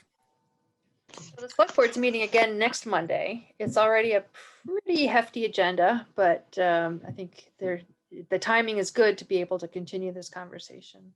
Yeah. Okay, does that work for you, Steve? Yeah, certainly. We'll have our internal meeting at Breadloaf and come up with some recommendations for you folks. And then, you know, we can hear some more feedback from you folks on Monday potentially. Yeah, that'd be great. 7 o'clock slot is taken by a town plan public hearing, and I don't know how long that might go.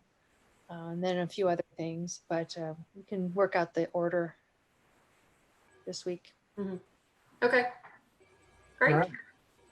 Thank We'll you, Steve. let you guys go for now and get your other business over with, and thank you for your time. All right, thank you guys, Great, appreciate thank it. you. Yeah. Thank you, everyone. Thank you, Jim. Good night. Okay, I'll let them know that, I'll let Jill and Jen know that we're ready for other business. Mhm.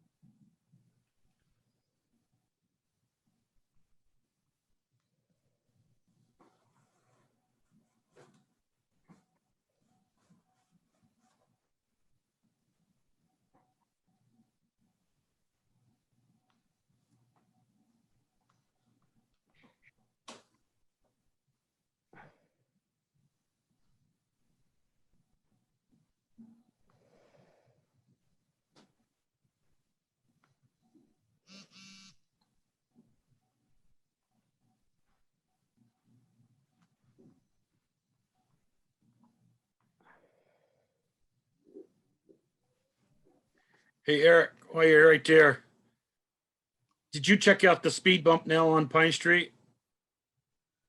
Yeah, both The of them. paving? Yeah, the paving today. Yeah, Did they take any gravel out or just put 1.5 inches of pavement on top of that gravel? no, they took out like 4 inches of gravel. Well, I don't know how much they added back in after they dug it out, but the last time I went by there, it was probably 4 inches deep. yeah, the board talked about a speed bump on Pine Street. They got one now. Yeah. We can't make you happy, can we?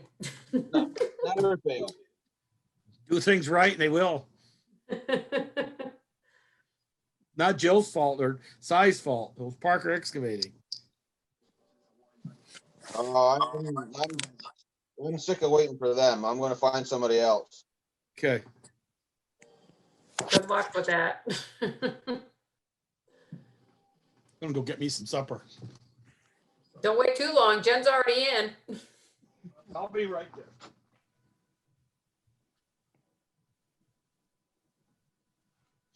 So Val, while we're waiting for Cy and Jill, is this something that has become more of a problem, or just something that they're thinking we should fix before winter really sets in? I'll let Jill outline the Okay, situation. there's more to it, huh? Yeah. I mean, certainly things can wait until spring, but if that might not be the most prudent or cost-effective approach. Got it.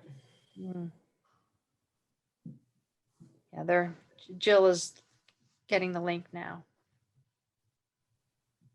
I'll be right back too.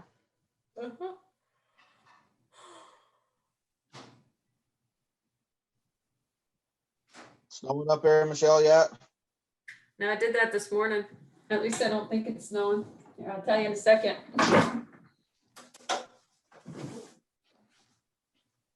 Yes, it is, Eric. No, thank you. It's spitting. Yeah. It's Yeah, more we'll be like out. ice snow crystals. It's hard because you can hear it tapping. Tap. Yep. We'll be out in the morning. I'll be able to get out of my driveway. Yeah. Eric, did he start on the salt shed yet? Repairing it? He thinks he'll have it done tomorrow. Great. Okay, so I think I've got Jill and Cy here. Hey there. Hey guys. Come on in here. Thanks, Jen, for hanging in there. I know you have a long day tomorrow.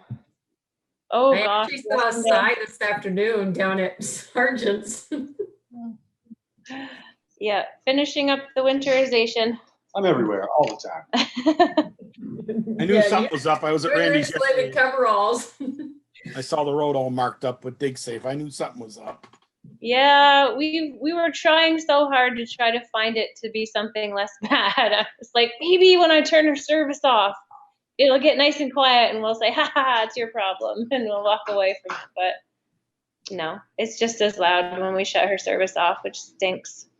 So Joel, didn't we just, I thought we just fixed this section, remember? Well, it's been a while, I guess. Mark, because so this is at Fifi's, not Mark Grazier's? Which place is it? It's directly across from It'd be Brazier's. Randy. Brazier's? It would be Brazier's place. Thought we put a new line across there a few years ago with new blue board and the whole I thing. was just gonna say that, did we put blue board and we replaced that line? Jen said the same thing. Here's my question though. Did they redo the part that comes out of the tap where the line connects? Because that's where out of the last 10 leak repairs we've done, 7 of them have been that one piece right after the tap. I don't know. I mean, That's you know, Joel, they didn't go all the way across the road, if I remember right. It was all No, it didn't. northbound lane, if I Right. recall I think correctly. they pulled it. I'm not sure, but I think they pulled it. Yeah. My understanding, I've talked with some folks and there is a sleeve there. Mhm. So they had to drill and they put a sleeve in. So if there is an issue with the line itself, you can slide a new line through. Without having to dig all the way across the road if it's the If it's line. the tap on the main, that's a different issue. Jill or Si, what size is that tap?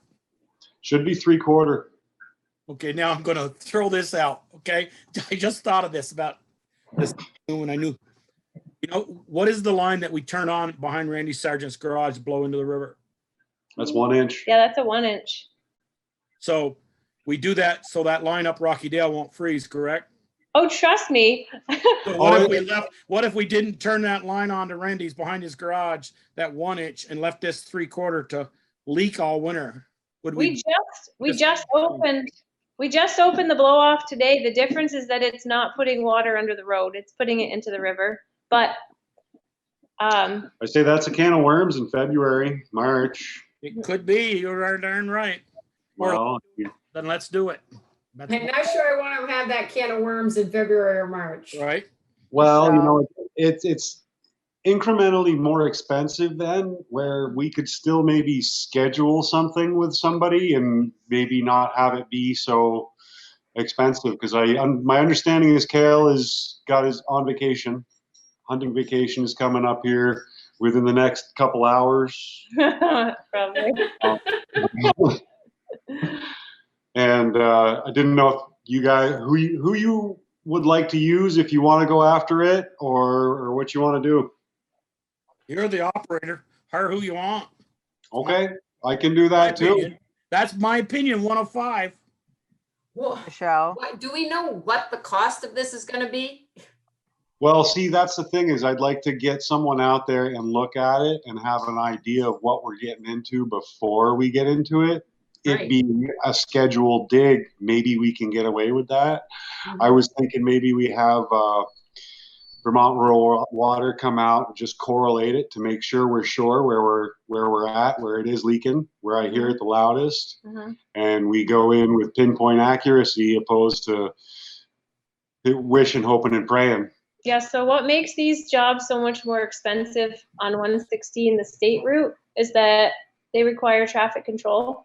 Right. And it's really bouldery, so it's hard to just do that job if it's a bigger excavation with just a small, with just a vac truck.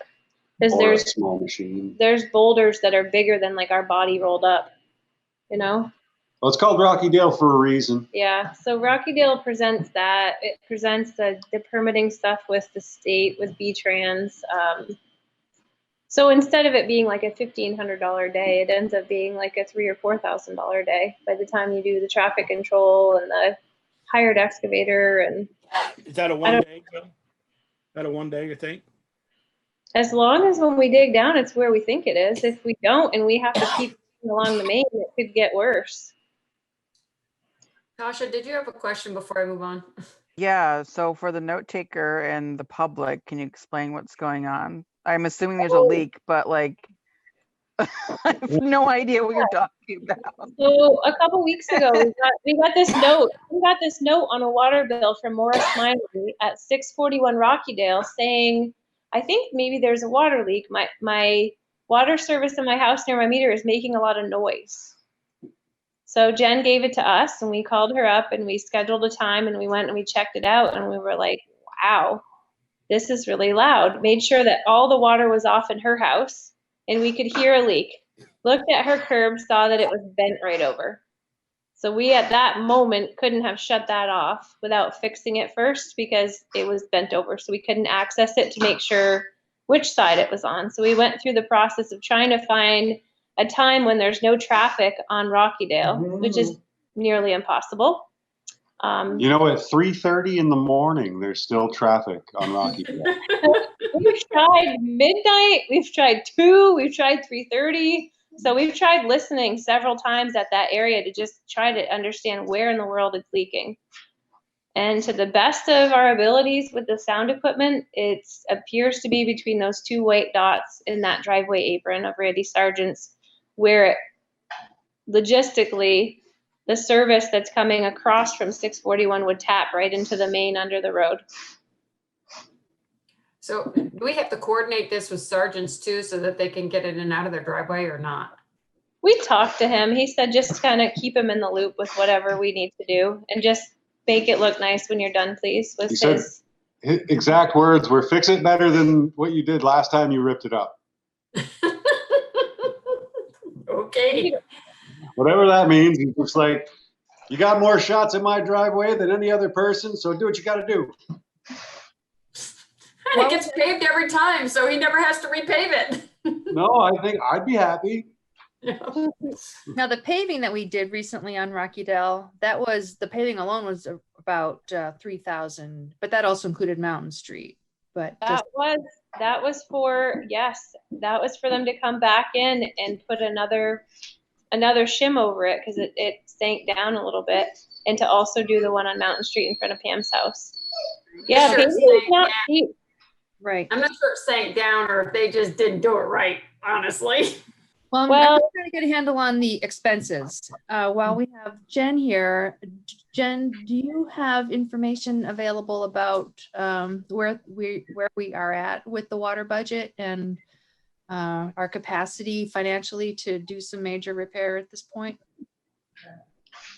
I don't, but there's still some billing that needs to be done from the highway department to the water department that I haven't gotten a chance to do yet because I was touching base with Eric, so that isn't in the expense accounts at the moment. You know, there's two ways to look at it Joel's way and hope that nothing surfaces over the winter, or Si's way of doing it now while we can prepare and schedule something and, you know, hope that we save some money doing it that way versus an emergency in the middle of the winter if it springs and surfaces.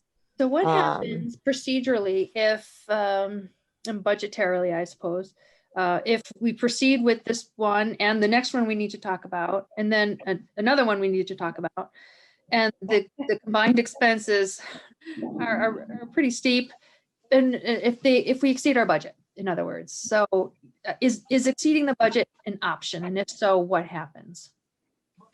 So when you look at the water budgets and you look at fund balances, what happens is you combine the capital fund with the operating fund. So basically, if you run a deficit in your operating budget, then when you look at it on paper, what happens is it takes away from your capital funds.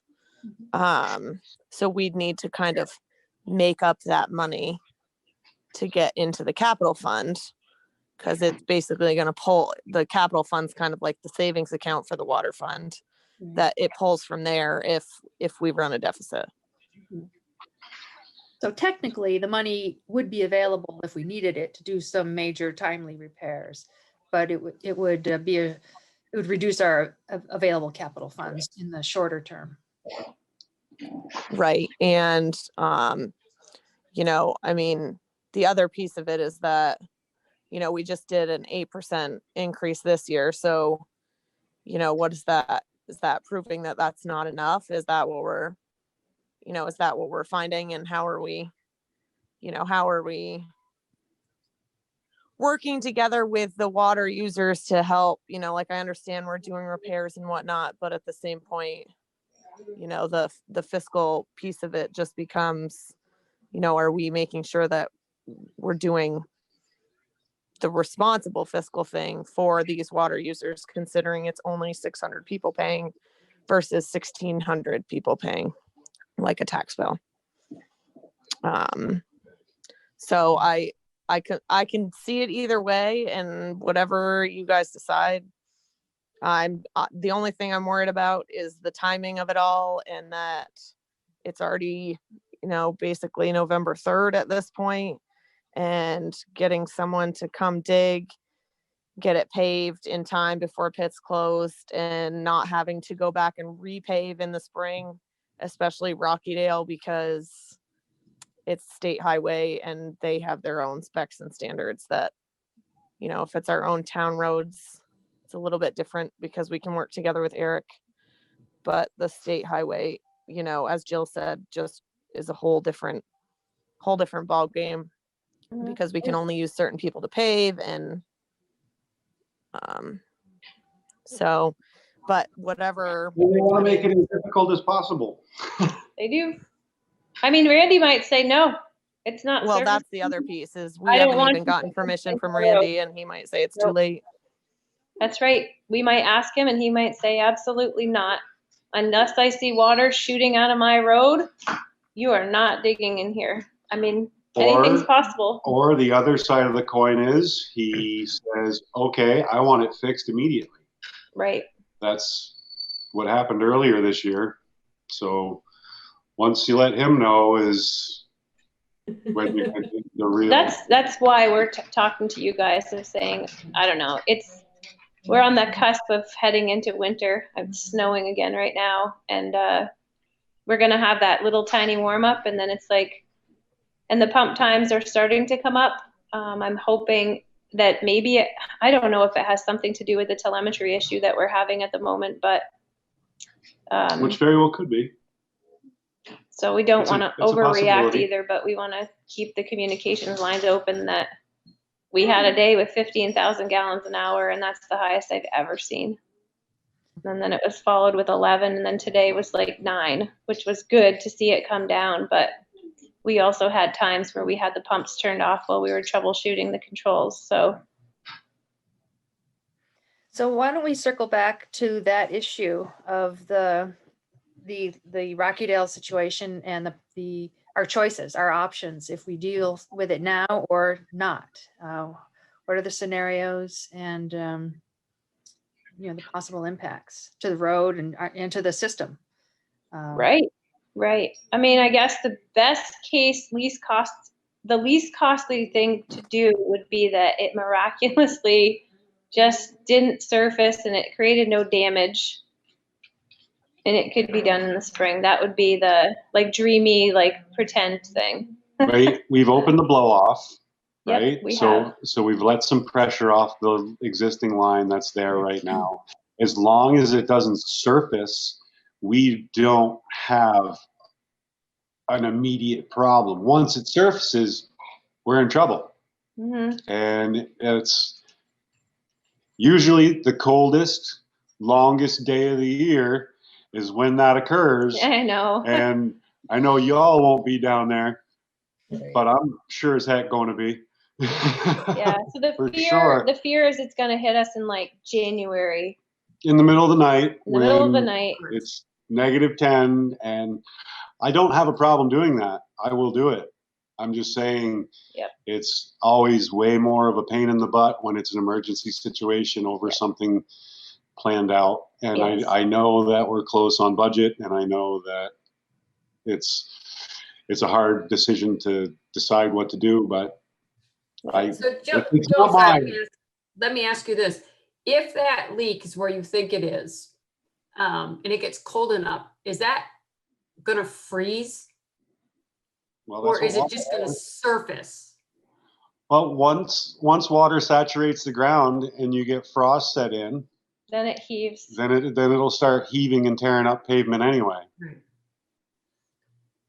So. Yep. I don't know. We're just kind of it's a sticky wicket for sure. Yeah, and we saw the warm up coming and said, well, we know we've confirmed the leak. We know we've confirmed it's on the town side. We've got to warm up. Maybe there's an opportunity to get it fixed before it becomes a winter problem, but timing is not ideal by any means. Yeah, we'd have to crank every last little detail to make it happen early next week. The next 4 days, everything needs to just be like clockwork for it to happen next week. And to what degree, so as I mentioned earlier, the select board is meeting again on Monday. Is there time, can a decision wait until then, until we have more information, or do we really need to plan before next week? I can only see the weather out for 14 days on my weather app. If hypothetically speaking, if we had another warm up for several days in a row and the ground hadn't frozen, we could schedule the project. We just have to be watching and watching, because what happens is you do a dig safe, you're good for 30 days on the dig safe. You get a contractor hired. They generally want if you don't want to pay emergency rates, you're going to want to schedule it with them. And there's no pavement in the winter. So you have a big open nasty hole in the road on a state highway that can't be paved, which would make Randy so mad. Well, and that's also the other thing is Randy could say, nope, you're not doing it. Because it's too close to the pits closing and. But He pays the emergency repair when the time comes. if it's an emergency repair when the time comes, he's, well, you know how he is. Yeah, we're leaving the can of worms completely enclosed at the moment by just having this conversation with you guys to say, what do you think? All right, so we also have another one we're gonna have to talk about. So with regard to this one, what does the select board think? Start the wheels are turning tomorrow morning. That's my thought. Let's call Randy and say, Randy, we got a leak in that same famous spot. We need to do it. And call whoever the first excavator will say I can be there Thursday or Friday or Monday or Tuesday. Because Jill, you're right. It's going to be good after Wednesday by this weekend. And then it says about Tuesday. That's as far as you can go out. That's about it. After that, I see it starting to get pretty cold again, which means Pikes closed the Wednesday before Thanksgiving in New Haven, and the one in Burlington, Williston closes on December 15th. So, Ian, Darla, what are your thoughts? Did you mention, Jill, that there's someone you can call in to help you pinpoint possibly where it is? Oh yeah, so that call I would probably send her an email tonight and call her tomorrow morning. So we have Diana and Paul are the two water specialists for Vermont Rural Water for free because the town's water system is a member of Vermont Rural Water. They'll come and correlate the system. It's pretty tempting to use that service if they're available, because we'd love to know if they're seeing it where we're seeing it and if there's anything else going on right in that area or in either of the other areas, because if they can give us some level of scale, more detail, it just, the closer we are to digging in the right spot, the less expensive it is. To me, that makes sense to take that route and to get moving on it as soon as possible. I mean, Yep. What's the advantage of waiting really when it's just could be an issue at any moment? That doesn't make good sense to me. Yeah. Those It's that we'll get the dig safe ticket placed and it'll be good for 30 days, and whether we dig or not, that part will be done. I'll send Then you it. got to reach out to Randy Snelling and see his Yep. thoughts and wishes. And Yep. And that way we've opened the can. So if he says, do it now, like our hand is then forced versus it, I don't know, being our Worst anyway. Yeah. Yeah. I mean, he can't hear the leak, but we can. So he can't see it. Right. Ian, are you on board with that Yep. process? Do it. Yeah. Okay. Jill, was the noise, the screaming you said in that meter, was that after you turned the blow off on or before? No, we just opened the blow off today. We had warm enough weather that we didn't want to have 15 more days of wasting water. So we just opened it today. Yeah, that one's got a pretty good sound on it. That one's pretty good and loud. It sounded a lot like what it sounded like in the basement of the gentleman on Garfield when he had the hole about this big just after his service, where we went in, we turned his service because we could hear it squeaking at his meter. Went to shut it off. The water started coming out, and by the time we got there the next morning with the town to do the repair, there was gallons a minute of water pouring down the side of the road.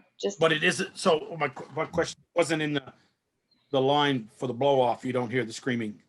No, nope. It's on the one going to the house. Well, and also he moved closer to the last dig along the main line too to see does it get louder or quieter. And the further he goes away from the spot where the white circles are, the quieter it gets, suggesting that it sounds like it's either on the main or on the town side of the service. And that's in Randy's, that platform up on top off the highway, correct? it's just on the right, just barely the right side of the white line is what it looks like. So it's and right away. Yes. In front of his mailbox, basically. Mm-hmm. Okay. Yeah, we did talk to him. How do you feel about us digging in front of your mailbox? Well, you got to do what you got to do.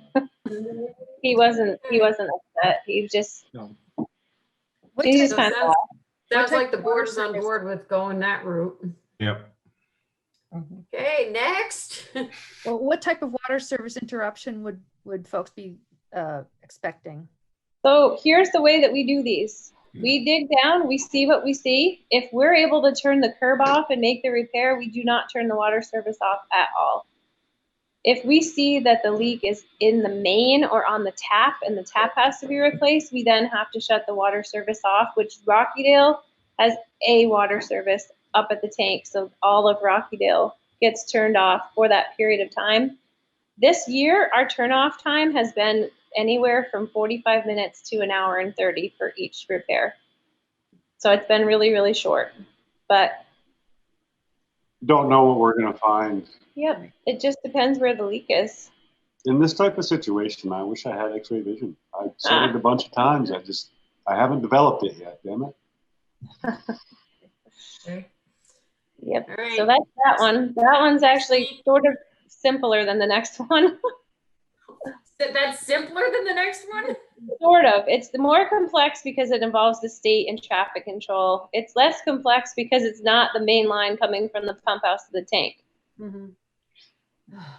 Do we still want Jen on the call, or can you It's totally up to her if she wants. I do talk to her often about everything that's going on just to keep her in the loop. Yep, of course. Well, she's already given us the lowdown on the budget, so. Yeah.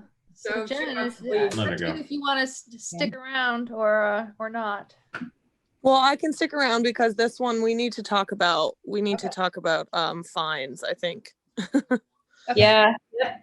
Yeah. So in this case, last fall, this customer had asked to talk to the water department and said she was getting sand in the back of her toilets.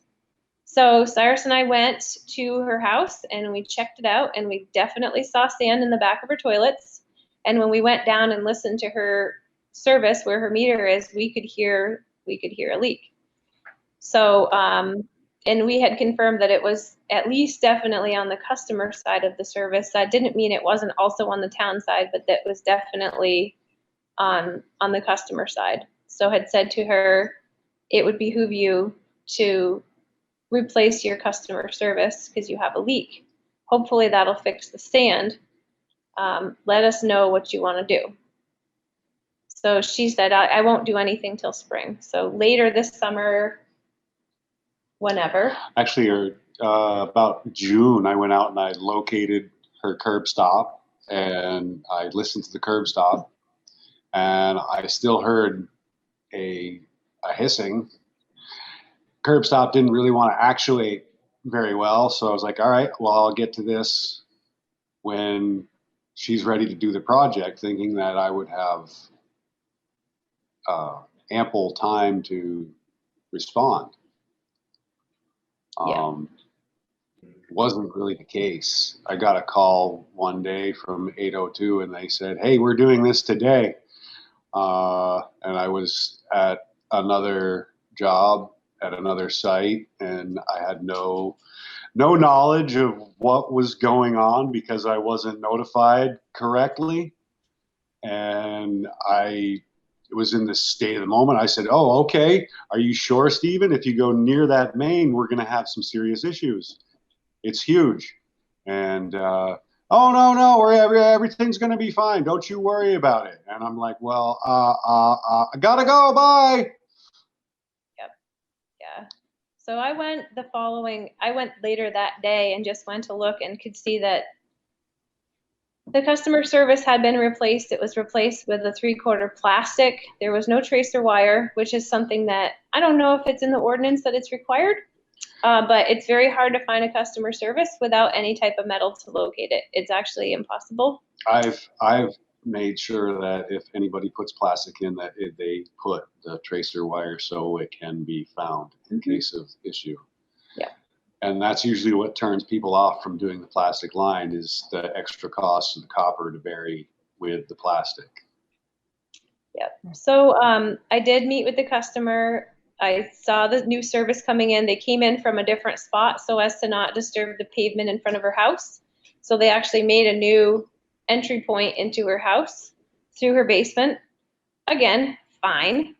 But it means that they made the new connection to her meter, which is not really supposed to happen that way. So basically, all in all, there should be more communications with customers and contractors to understand that if there's any work being done on a water service, a customer service, that they need to coordinate with the water department. And I've been very clear about that to anyone that I've spoken with throughout the duration here with you guys, that I need response time. If there's a large project going down, that you have to call me, you have to keep me in the loop. Mm-hmm. And because I need to be here, I need to witness it. Right. And it seems as though there's some folks that don't believe that's the case. And I firmly believe it's my responsibility to be there. And if I'm not given the opportunity because of someone else's shortfall in scheduling, well, what do you do? Yep. And I did write an email, I think the following day that had happened, which was probably like 6 to 8 weeks ago, just to say that, on the bright side, a leak was fixed. On the not bright side, there wasn't an opportunity to get to see the service, to see, oh, hey, was this? We have no idea if the leak was actually fixed. We don't know. I never saw it with my own two eyes, so it was never fixed. And the poor lady had to pay for the whole line into her house. And well, you look at every situation every time you show up, and you evaluate each situation, or you can totally take advantage of someone. You know what I mean? Well, I'm not even saying that. I just think that the customer side had a plastic line installed, but we weren't there to witness it. So, Right. I our, spoke as with the water excavator. commissioners, can we write a letter to the homeowner and say, yes, you replaced your water line. Unfortunately, you didn't follow protocol or policy? I mean, I'm not sure what the policy is, but. So this is where I I had a think that we need to conversation- upgrade. Oh, sorry. Go ahead, Valerie. I had a conversation with the contractor that did the work, and he felt that the homeowner had not been properly informed of what the steps needed to be. So the homeowner didn't know that the water operator needed to be contacted. So the homeowner just went ahead and made arrangements directly with a contractor to get the work done. And the contractor had not worked on the town's water system in quite a while, and so hadn't been thinking along those lines. So that was that background. So communicating with the homeowner was the message there, that we need to make sure the homeowner knows what the protocol is. Well, So enough of size saying, let me know when you're going to do it wasn't enough, apparently. Jen, what is our policy on that? Well, so this is where I was chatting with Jill. I don't even know what day it was now, but we were chatting. Was it today, Jill? And I was saying that we need to implement into our rate structure, I think, two things. One is that you don't need to pay to have your service replaced, but you still should fill out an application. I think that that's kind of a CYA. And like, you don't need to pay because you're not doing a new hook on, but I think that's the CYA for us, where we can follow who's had line replacements done, when they've had them done, who the contractor's been, what they're replacing the line with, all of those types of things that accomplish what Jill and I are talking about, which is putting plastic in the ground and now not having no recourse as to finding it. And then the next thing I would say is that, in our fee schedule, we need to say that, if you don't do that, there's a $500 fine, for not communicating with the town. And I think, $500 sounds stiff, but I think it needs to be something that like really puts our point across, because this was an opportunity that we could have done everything all in one swoop. Jill and I could have had the opportunity to be there to do the town side. If the town side needed to be there, we would have gladly paid $802 because they were there and they were the contractor. I think we need to be a little bit more rigid in the sense of like, you can't just come and dig and replace. And granted, you're working for the customer, but you have to work together with the town. It's our water system. I mean, and I think that application process also needs to say that Si's got to be there when they go to connect it in, or Si has to connect it in, or whatever it is, you know, so that we know it's done properly. Exactly. And I think, you know, with new applications, that's part of the deal, is that we say, you know, VTOMs has to be there to see all the work, so that we can agree that it's appropriate and you're following what your request says. And then the second piece of it is just that, like I said, we're not going to charge them, but then at least we know they put in a PVC, you know, or a plastic line with wire tracer, or they put in copper, or whatever the case may be. I just think it's a good, you know, historical sense to have something in our records, knowing who has done these replacements. Well, then I assume that we'll have to change our policy, and then we send a letter out to every water person, or put it in with their bill. Right. We could do it with a billing, and we can just say, you know, going forward, here's how the water department plans to, you know, update its, you know, ordinance, fee schedule, whatever right you'd like to say. But I mean, I think it's important to have a fine in place for people who aren't going to follow the protocols. Right. You know, the other side of that, Jen, and all, is that I'm really appreciative when people are fixing their customer service side of the leak, because there's water just dumping into the ground. But there's got to be some kind of standard that's followed. That's all.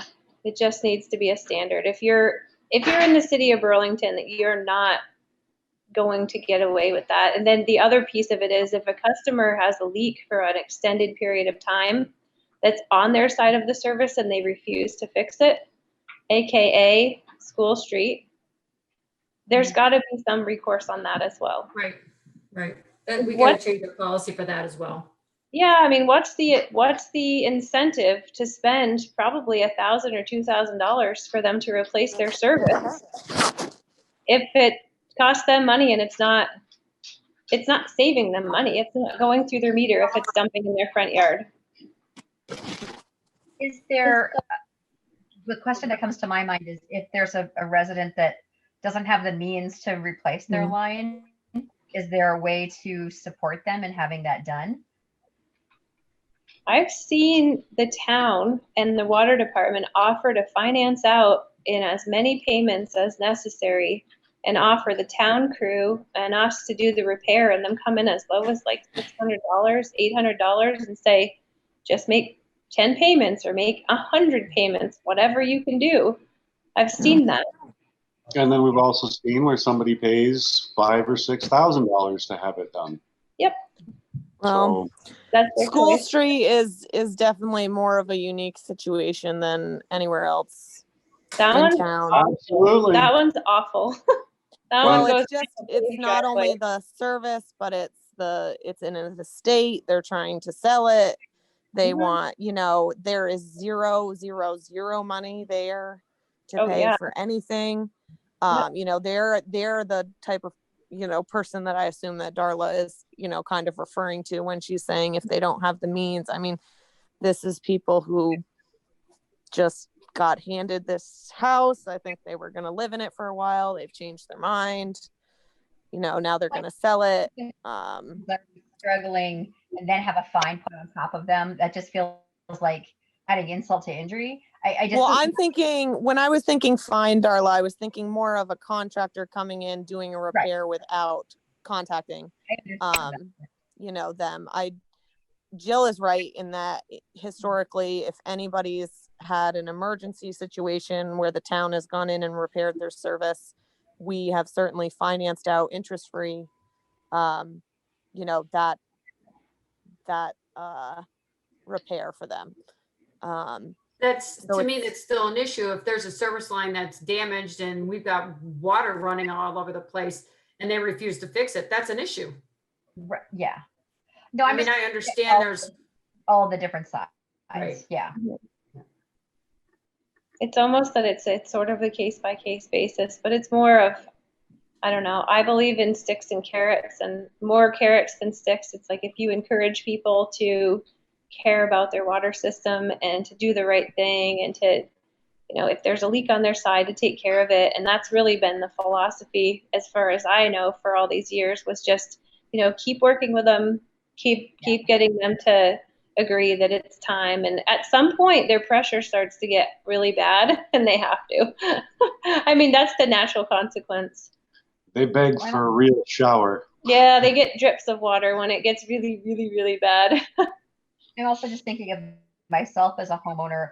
If I was told I needed to, you know, have my service replaced, I probably would have done something similar, as look to find, if I didn't know, if I didn't have more information. So I guess I'm wondering what the communication, what the standard communication line is for something like that.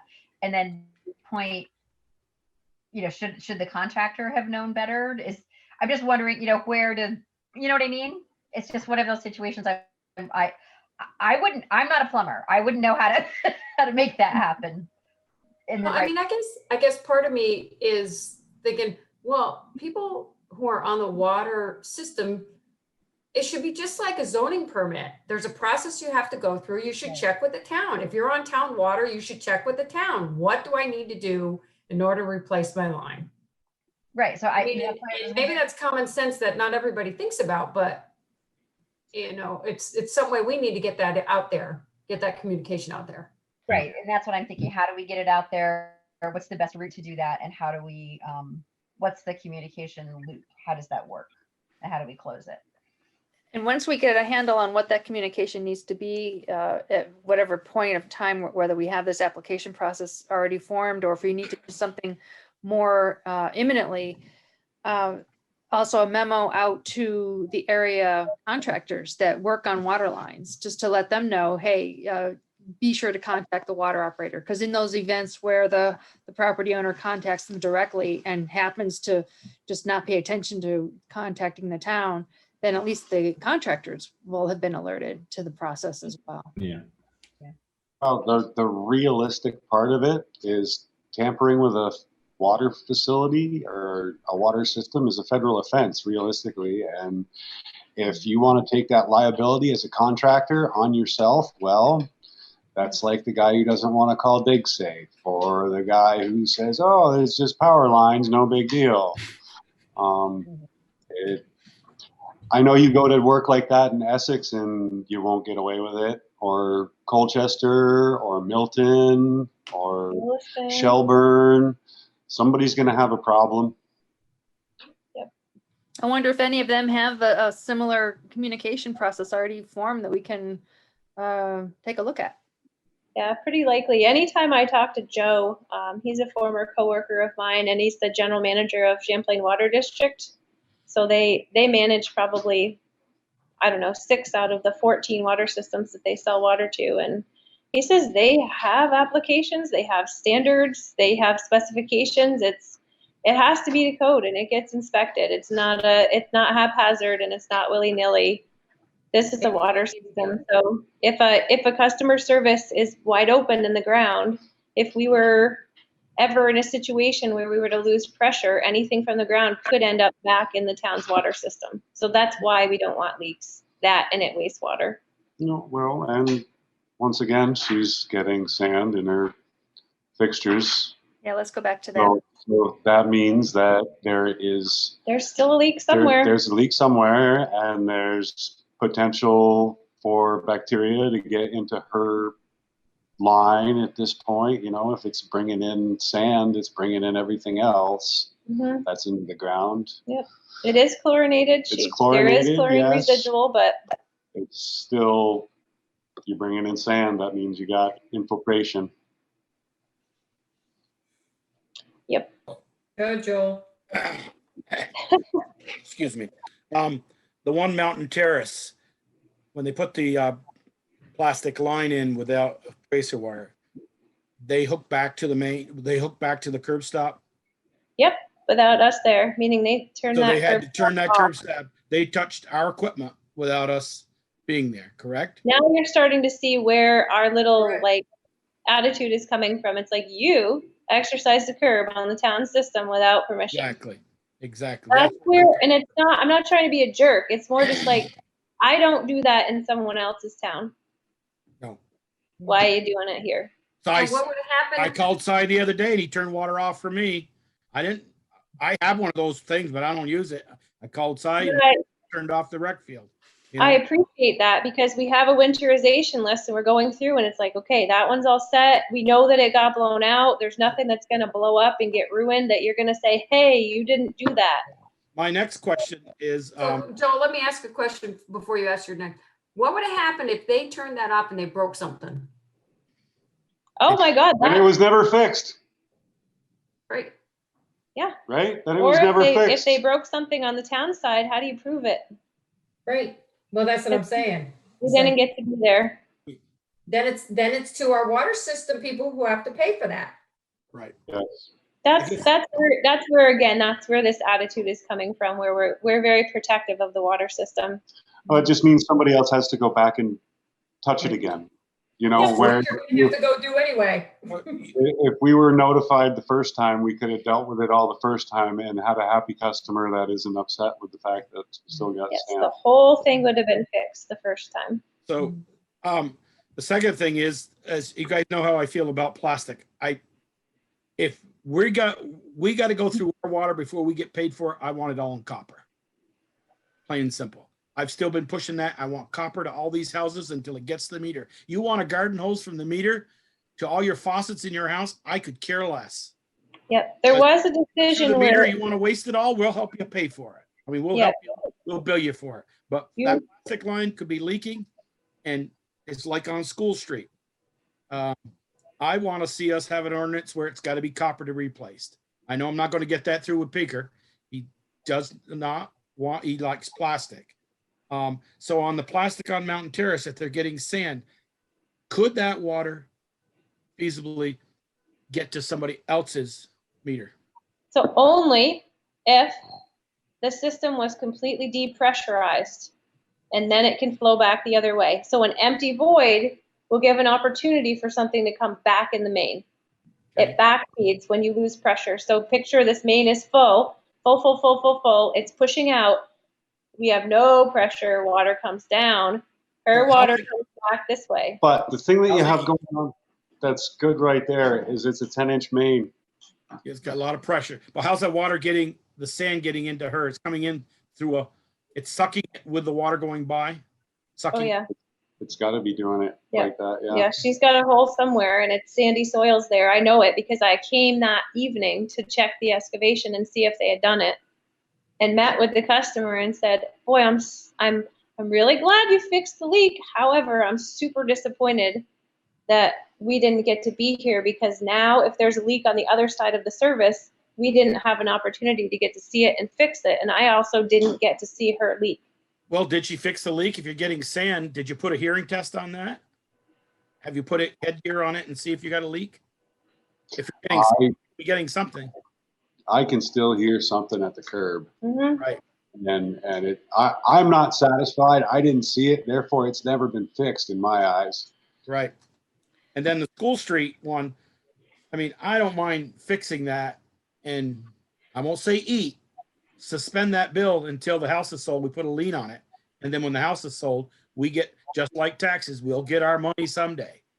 You guys are going to want to directionally drill that one. It's about $2,500 to directionally drill it and put a casing in. It's like 10 grand to dig that whole thing up and repave that driveway. Because the neighbors want the driveway repaved. They want it Anything's perfect. touched. So we say, don't touch the driveway. Just go under it with a boring machine. Do 2 holes. You do a hole out. The residences out back.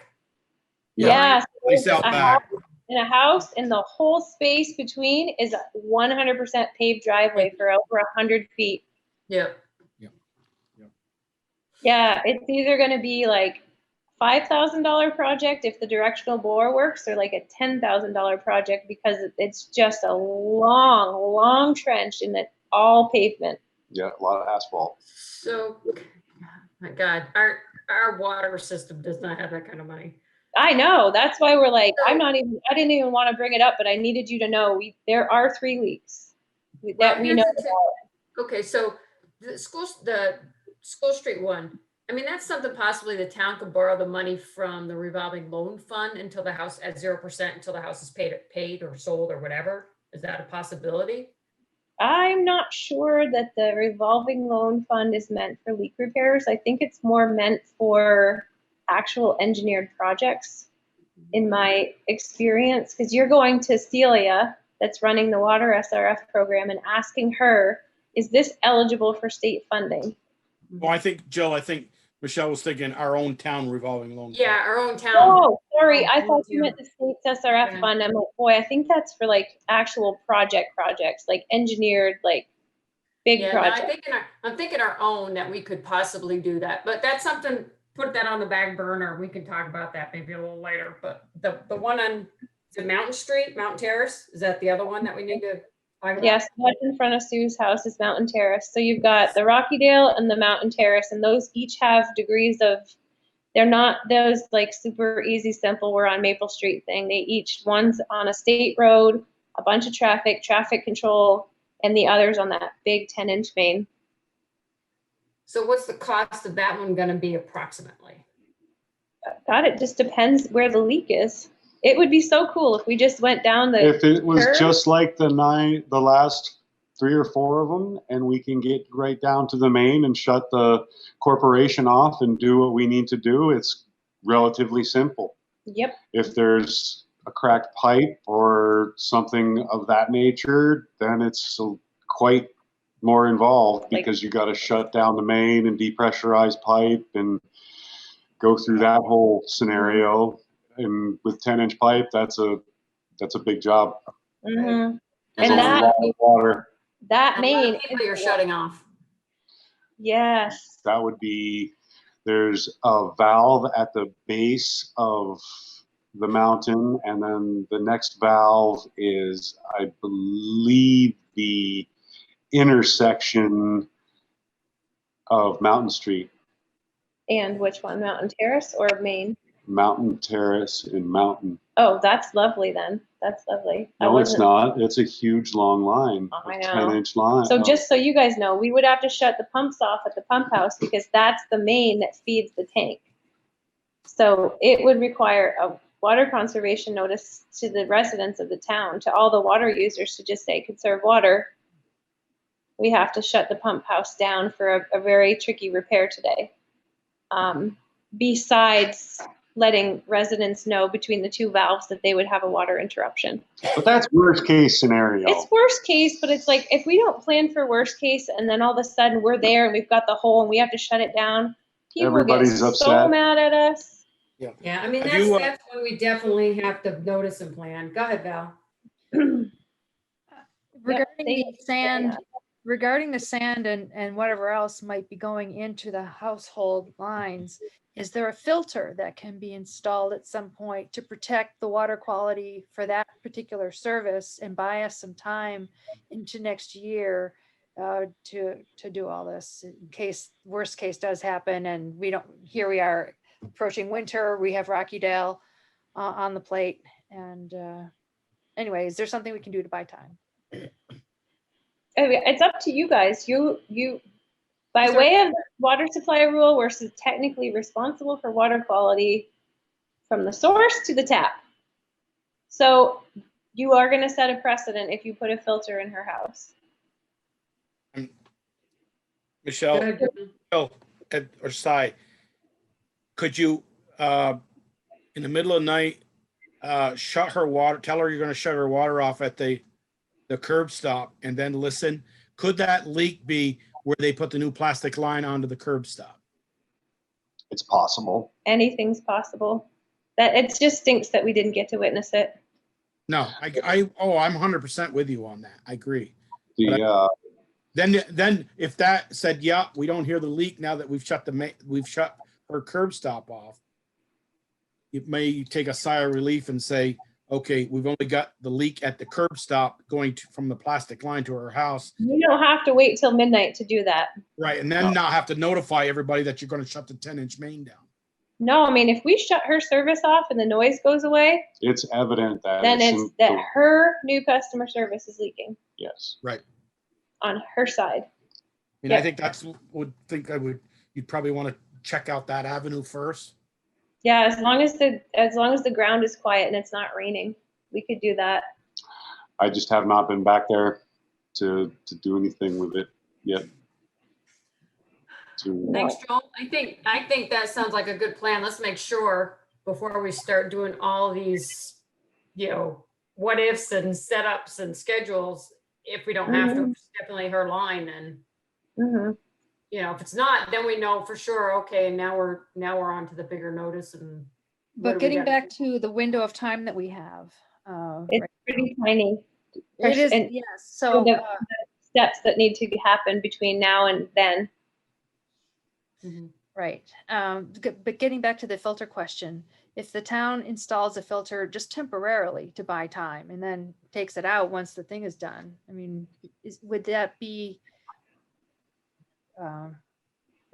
explain the precedent concern? Then if anybody that had sand coming into their, like there was a lady at the home on Mountain Street, not the home, but like the group home on Mountain Street that had sand coming into the back of hers. And she was the only one out of all of so it was so weird. I don't know. Anybody that thought that there was a little bit of sand is going to say I don't know, would they want to filter if they didn't?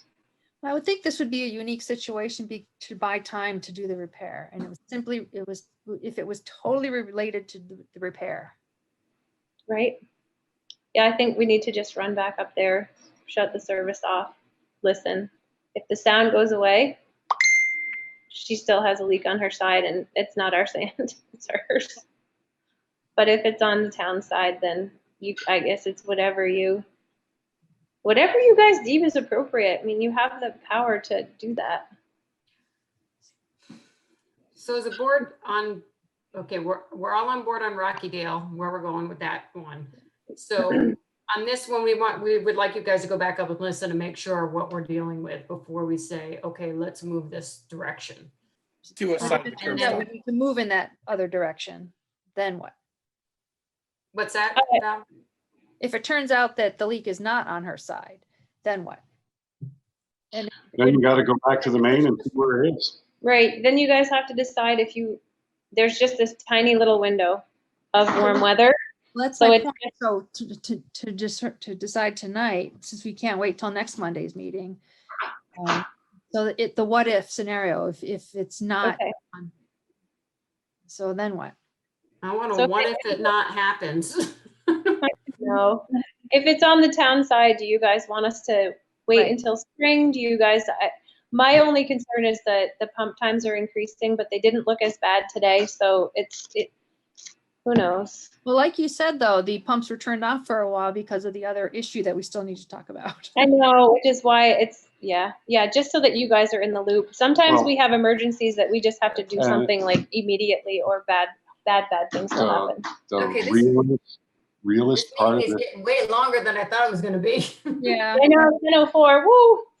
Realist part of this whole system is it's over 100 years old.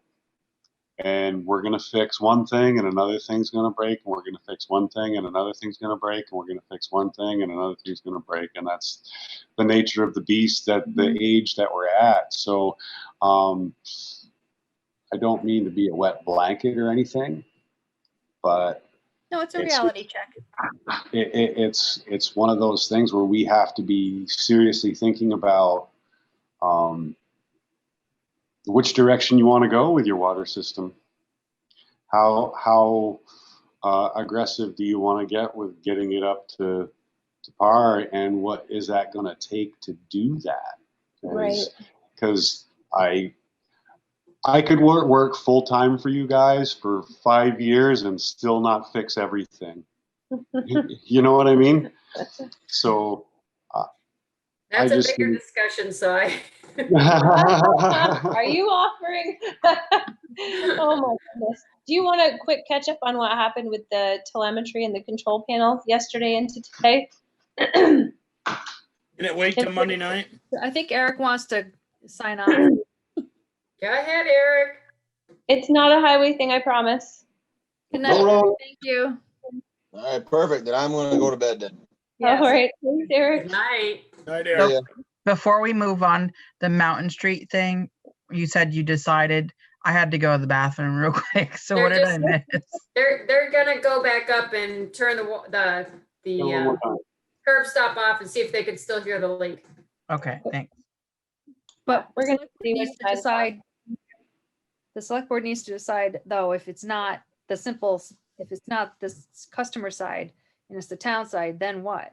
So Cross that bridge when they tell us, Valerie, Monday night. It's 10 o'clock. I think we, can we wait though till next Monday to make that decision?